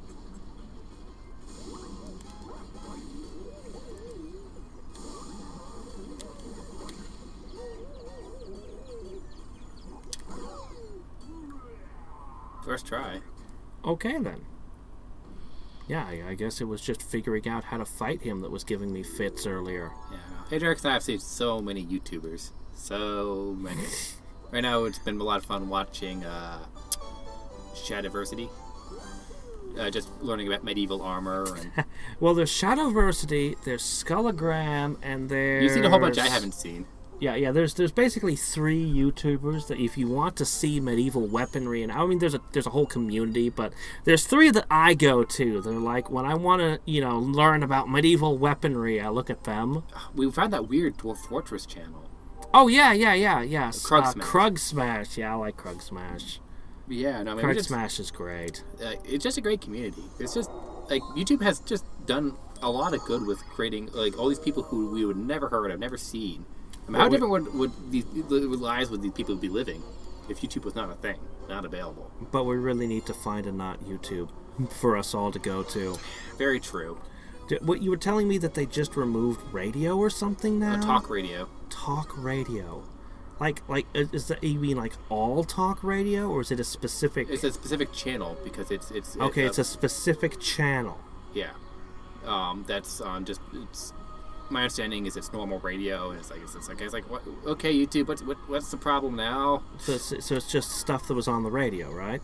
It was a specific radio channel. It interviews politicians. It's been vetted and read. It's okay for radio, but it's not okay for YouTube. That's just a new meme now. It's like when we're to the point when the things that appear on television and radio are not acceptable for YouTube anymore. It's like, okay, come on, what's going on now? We're just gonna have to have the YouTube approval rating now, the YouTube system there. If they'd ever tell us what it is, that's then we'd know what it is that we can do. It's like the video games you like. It's trial and error. You just got to go until they ban your YouTube channel, and then you just got to try again from stage 1, level 1. They've been trying lately to make oh shit, yeah, we still haven't beaten that thing. I still don't know what to do. There's I'll give you a hint. Shit. What? There is a star you got to find. The star one of the power ones that make you run. Yeah, I figured it was going to be that, but I don't know where it is. I don't remember. I think it was off-world, and then you somehow come back here with that. So it's either before you get here or after you leave, and then you come back somehow with the Starman. Yeah. It's not. I mean, it's not here. I searched the place so thoroughly, but if I go here, there's no way I'm going to be able to get back. Yeah, I think it's a bit before here. So it's got to be before there. So yeah. All right, let's start. Yeah, YouTube changes the rules a lot, so you have to dance to the beat of their drums. Very true. Yeah. Very true. It's vaguely worded rules. I'm not a fan. It's troublesome, and they'll be retroactive about things too. Yep. You guys know my email is just a never-ending flood of. If I go to it, it's just.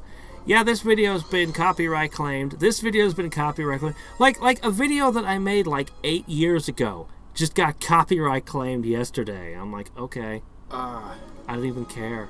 Like, what do you want? I don't even monetize it. I stopped monetizing a while ago. There's a lot of people who just started getting rid of the content. Like, on one of the weird ones I've never gotten a reason for. It just happened.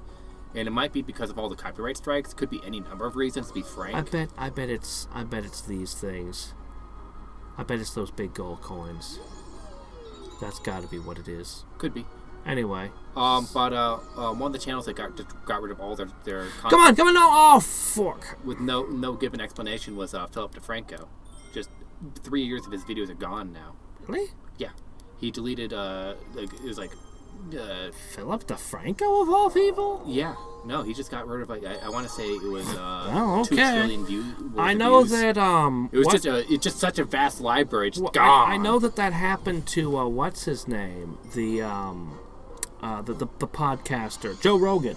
Yeah, well, he switched sites. Yeah, but then he removed a ton of stuff from YouTube. Yeah, it's all gone. He said he would never remove, and then it's all gone. It's all gone. Like, well, hope you didn't want to watch any of those, because apparently a lot of his videos are not on Spotify either. Yeah, no. Oh, shit. That was the wrong button. I pushed the wrong button. But I'm hearing that a lot of other YouTubers are just to not worry about 8-year-old videos spiting them. They've just gotten rid of everything. So it's with Philip DeFranco, there's not been a reason given. We don't know. At least all the videos I make now are being backed up on Minds.com. Automatically synced. Like as soon as my stream is done, Minds.com will pull it over. I don't. To upload all of my old videos would be Do you not use BitChute? No, I've never set up a BitChute. Because you can sync with BitChute as well. Yeah. Well, there's another one that just started doing videos. It's that Twitter knockoff. Oh shit! I pushed the wrong button again. Yeah. You know what? Yeah. I haven't signed up for it yet either, but you know, it'd be really nice to have to have more mirrors, because any one of these sites could go down or just start suffering the same brain damage that whoever's running YouTube has. The big problem is solvency. There was Blip TV for a long time. Blip TV was big? Until it went bankrupt. Yeah. And it's a big problem. There's only 2... Oh, doggone it. That's the third time. Yeah, I know. I gotta shake the thing. I was doing it before. It's because I'm caught up in a conversation. I need to... Yeah. But there's only 2 websites that are with video content that are solvent. Well, there's a bunch of sites that allow video content, but YouTube's the only one people go to. No, there's 2 of them. It's the audience. What's the other one? Twitch. Blah. Twitch is solvent. It makes money. Blah. And in fact, YouTube's technically not solvent. It's just attached to Google, so even though it's in the red, it can afford to be in the red because it's attached to Google. It's attached to all the money.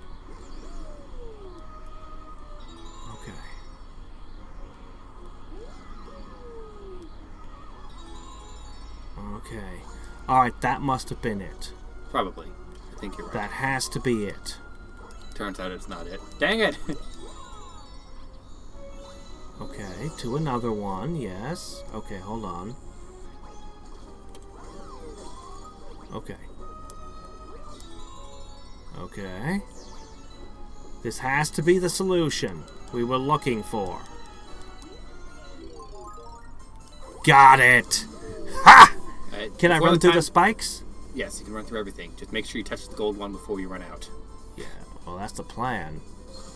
Everything else is fun to blow up. Obstacles in my path. Everything else is fun to blow up. If you miss the gold one, it's a crying shame. That's what we were after. So now you can blow up more rocks. Oh, wow, that ran out fast. Yeah, it doesn't have much time. And it'd be so sad. I wanted to just run around smashing the spikies. I know that the rocks are pinatas for star bits, but the spikes are so annoying. I want to crush them.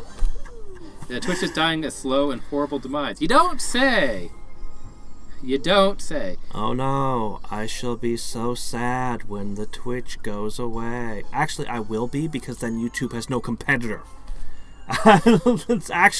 Let's not let Twitch die. YouTube is literally eating everything. Google seems to be bent on world domination. They seem to be. I watch a whole bunch of different sources. One of the interesting ones is a channel called Clownfish TV that documents Disney and other things. Yeah, you told me about that. And so they had a fascinating article where Disney Channel is reporting a 33% loss in their audience on television. I have a coworker who keeps telling me they've got all these viewers and they're being a huge hit, and I keep going, dude, Disney's going under, man. Their theme parks, where all their money is. Their cruise ships, where all their money is. Movies, where are the movie theaters? Disney is. I was the one who really talked about that. Endgame is over. Where's their phase 4 that's going to get all the views? One of the big things they point out here, anytime I talk to anime friends, I'm like, Hollywood is done. Disney is going down right now in flames. Disney and Hollywood are all going down because they let the movie theaters die, and the movie theaters were, to put simply, highway robbery. There's no way to recover the movie theaters. There's no way to recover it. There's no way they're going to be new ones built. When they let them die, they've lost, we're past the age of billion-dollar movies. So now they're going to have to stream everything. Yeah, when you stream everything, there's a massive problem. See, Because- movies for some time, they've been focused more on the foreign markets. Yes. Nobody focuses on a single market. They have to have the entire world's market to make a good movie now. That was a bad sign. That was actually a warning sign. Well, it's more than that. By saying like the highway robbery's gone because when you watch online, any Oh shit. millions of people, or like 6 people, 8 people, 20 people can be watching the stream. So you have like one person just rents Wonder Woman, and you're all watching it. In movie theater, everybody had to buy a ticket, and so you're literally dividing the profits you make. Well, the price of the tickets, but then the concessions. And just everything. It's just their money making days are gone. I simply put it. It's gonna be there's gonna be a realignment. It's not like the movies are gone, but They're gonna be cheaper. they're gonna have to be done differently, and Hollywood is probably on the ropes right now. We're gonna go back to much lower budget movies because I feel like I'm saying specifically the $1 billion movie industry's gone. Might be, yeah. Hollywood's on the ropes, but not necessarily other nations are gonna have this problem. Bollywood might be just fine. Yeah. Because they're not trying to be to an entire world's audience. They were always able to just market to their own audience. Yeah. Well, we'll see how these things change. But back to what the article was talking about was so Disney Channel's losing 33% of its audience. My gosh. So is Nickelodeon. So is Cartoon Network. And where are they all going to? YouTube. YouTube's eating everything. Yes, some of them are going. Yes, some of Disney Channel's going to Disney Plus. But it's largely channels like, and I had to put it out, like, there's a really good argument on it. Coco Melon. The channel that's been just blowing up like mad. Who's Coco Melon? It's a nursery rhyme channel. Oh. The children, it's the one that PewDiePie's been fighting. Fighting? Yes. It's been growing like mad. So people... PewDiePie is fighting a nursery rhyme channel? Yeah, it's been a meme for a while. Oh, I missed that one. Because first it was the T-Series. Yeah, everyone remembers the T-Series. And so that war ended with T-Series, of course, winning because it's a company. But then this other channel came out, this Challenger, this JoJo villain. Oh, fuck. Well, that didn't go so good. Came out, and it's this nursery rhyme channel that is just blowing up. Huh. And what it is it is a realignment that parents used to turn on Disney Channel, Nickelodeon, all these cartoons to have their children watch. Oh, fork. And they no longer do that. I'm fine. They turn on Coco Melon. They just put it on their phone and they hand it to the child, and the child watches nursery rhymes for 30 hours and the brain rots. You know. I'm not saying that Coco Melon's a step up or a step down. It's just a realignment. It just is. And so that used to be just Forking so fork. Netflix saw this and said, "Hey, all right, we should buy Coco Melon." Let's move slow and and it turns careful. out to be their highest grossing, highest viewed thing on the platform when they do that. Always be aware of where your market is. And you either adapt with the times or you die. And so right now, adapt or die. Adapt or die. And right now, like I said, yeah, YouTube, Google, they're eating everything. Yeah. I was telling somebody else here that the car radios are going to die. The radio stations. It's already been happening. They're going to be replaced with podcasts. Oh, well, yeah. People are just like the cars can hook up to the internet. More and more people every day are just putting up podcasts because you don't need to deal with the radio nonsense. You don't have to have all these weird breaks. You don't have to have all this other stuff. Oh dear. The people who do podcasts can start and stop when they feel like. They can have guests or not. No regulation on what you can say. Yeah. So that's the new market. Unless you post it on YouTube, and then there is. Yeah, no, there's literally a podcast website that hosts a whole bunch of podcasts. It's called Podcast Bean, I believe. There's a bunch. That's the big one. There's a ton on Spotify. There's a ton on. They're all over the place, and you can just make your own website and put a podcast on that. I mean, you sure can. When I looked up to wanted to listen to some podcasts and stuff, there were so many I went through, and I didn't like most of them. That's just the way of it. There's a list of the biggest podcasts.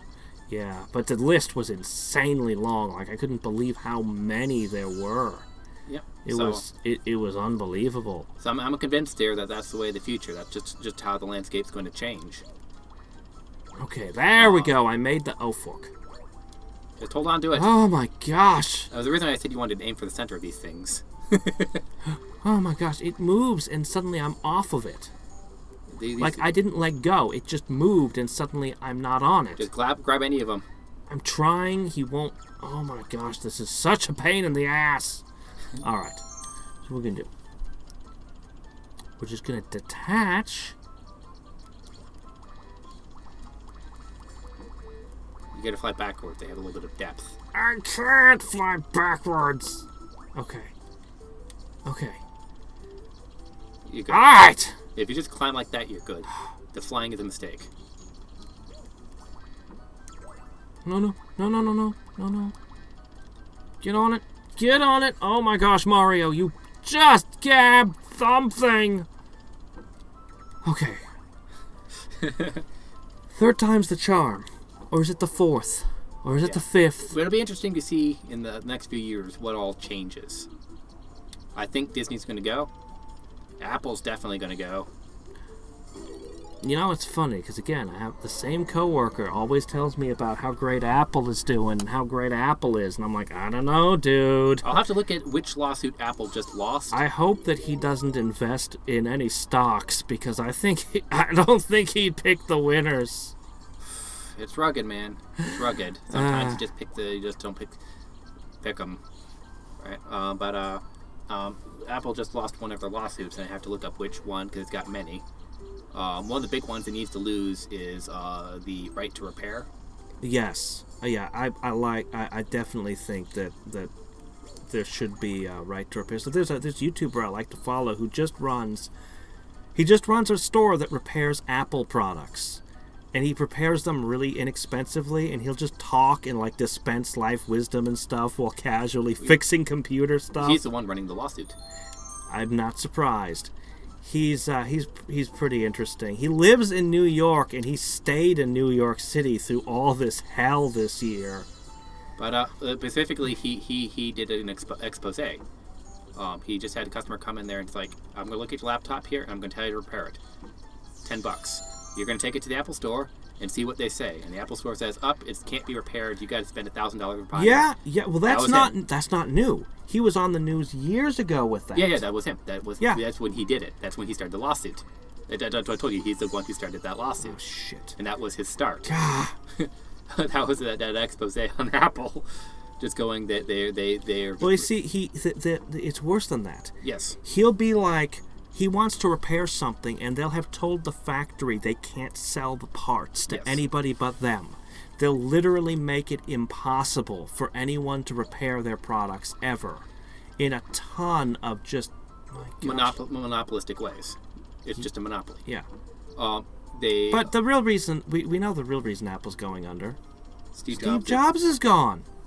The company was doomed. The only reason it still existed was schools were buying their products, and then Steve Jobs came back, and the iPod, the iPad, every single thing that made them money all came from him. Well, he has a great speech on that, going about innovation and marketers. There's a 6-minute animated video where Steve Jobs gives a speech of how companies fail. And he didn't make the animated video. No, he didn't, but it's just they animated his speech. Oh my gosh, this is a real pain in the ass. I do not know how to get up there. You want me to try? No, I'll get this! Just spam fly. And you got it. Oh my gosh. Oh my gosh. Oh my gosh, what is this hellscape? Hey, you were not facing this direction. Well, get out of the danger zone. The true nemesis of the bee. Beetles. And you're there. Congratulations! That was tough. But YouTube's going to be back to being monopoly. With YouTube TV, though... YouTube TV? Yeah, it's eating out networks. Because they have YouTube TV. It's like Matt Pat did a great video on that, all the streaming wars. And he's like, which one's going to be the winner? And then he pulls up YouTube TV and he's like, this is going to eat everything. And he lays out a very good case. It's going to eat everything. But he also lays out cases for why Ness is secretly Sans. So, I don't know how much I trust his word for it. He probably knows YouTube. He knows the business. Well, he just pulled out the viewing figures and stuff, and he's like, it's literally eating everything. They don't have to make their own content. They just benefit. Yeah. If he's talking business about YouTube, he probably is right. Because that's the one thing I trust him on. Yeah, no, it's just a bad reality. There's no Luma to feed this time. That's right there, the red one. Okay, you have to come back later. Yeah, Jerk. That'll have a secret for you later. Alright, well, I think I'm gonna stop here today. But yeah, no, it's just really sad. Do you want to end with some more storybook? Sure. But yeah, no, it's just generally a bad thing when you're a super monopoly and you own everything. Well, my extreme stance. Monopolies are bad, guys. I think we learned that in the 1800s and are starting to learn that all over again. But they don't technically qualify as a monopoly. They're not a vertical monopoly, and they're not a horizontal monopoly, so there's no real laws to fight them right now. At least not U.S. laws. Now, I don't know about all the other countries. I'm just saying that we just need to resurrect Theodore Roosevelt and send him in there. The trust buster. He'll figure something out. He'll just be like, all right, I'll just do this now.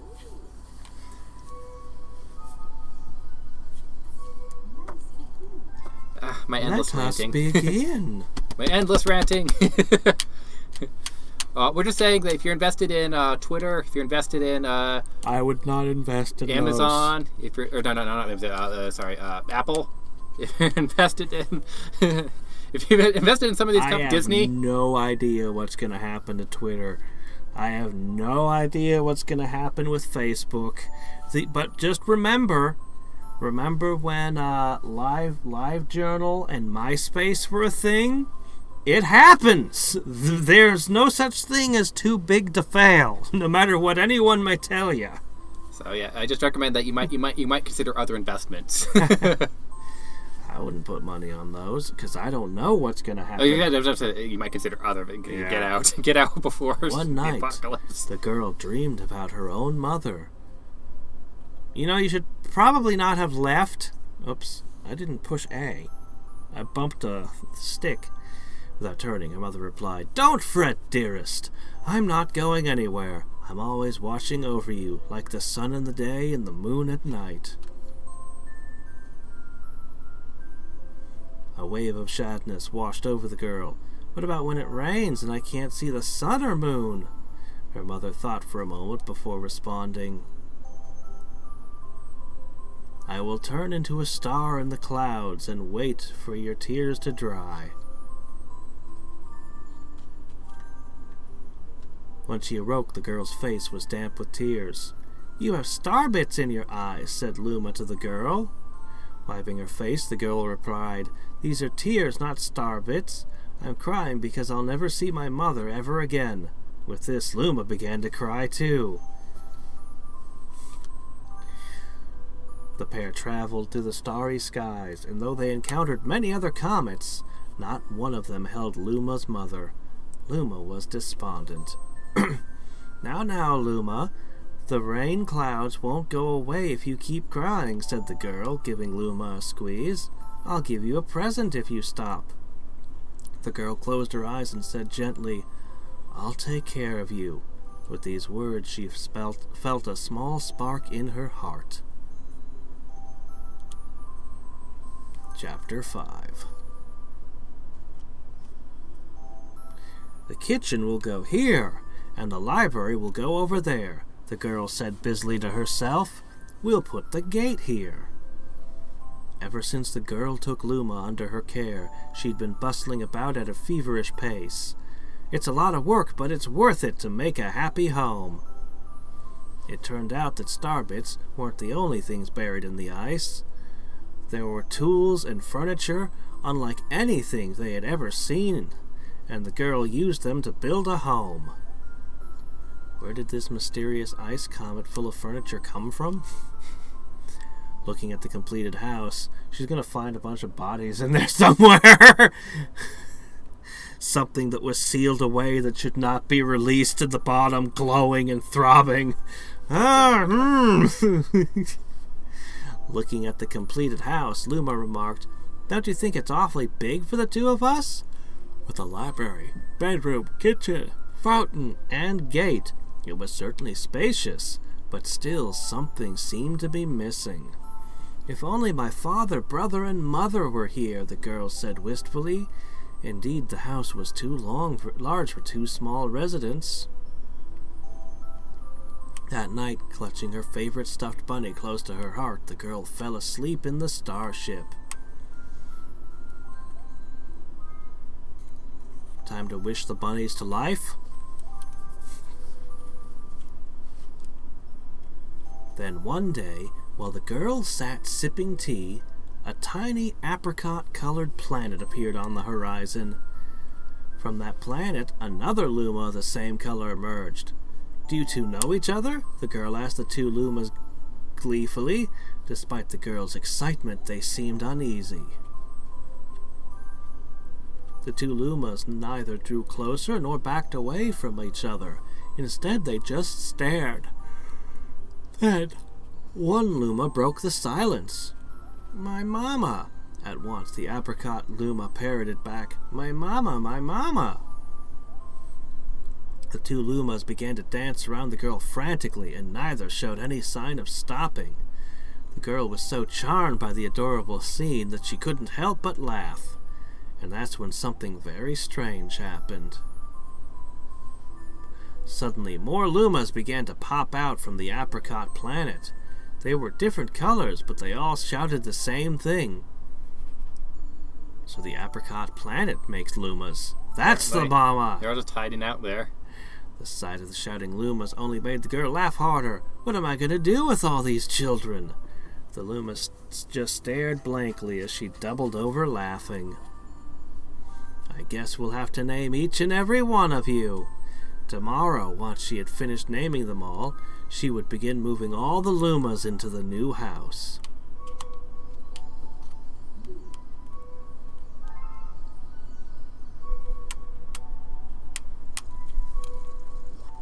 Well, okay then.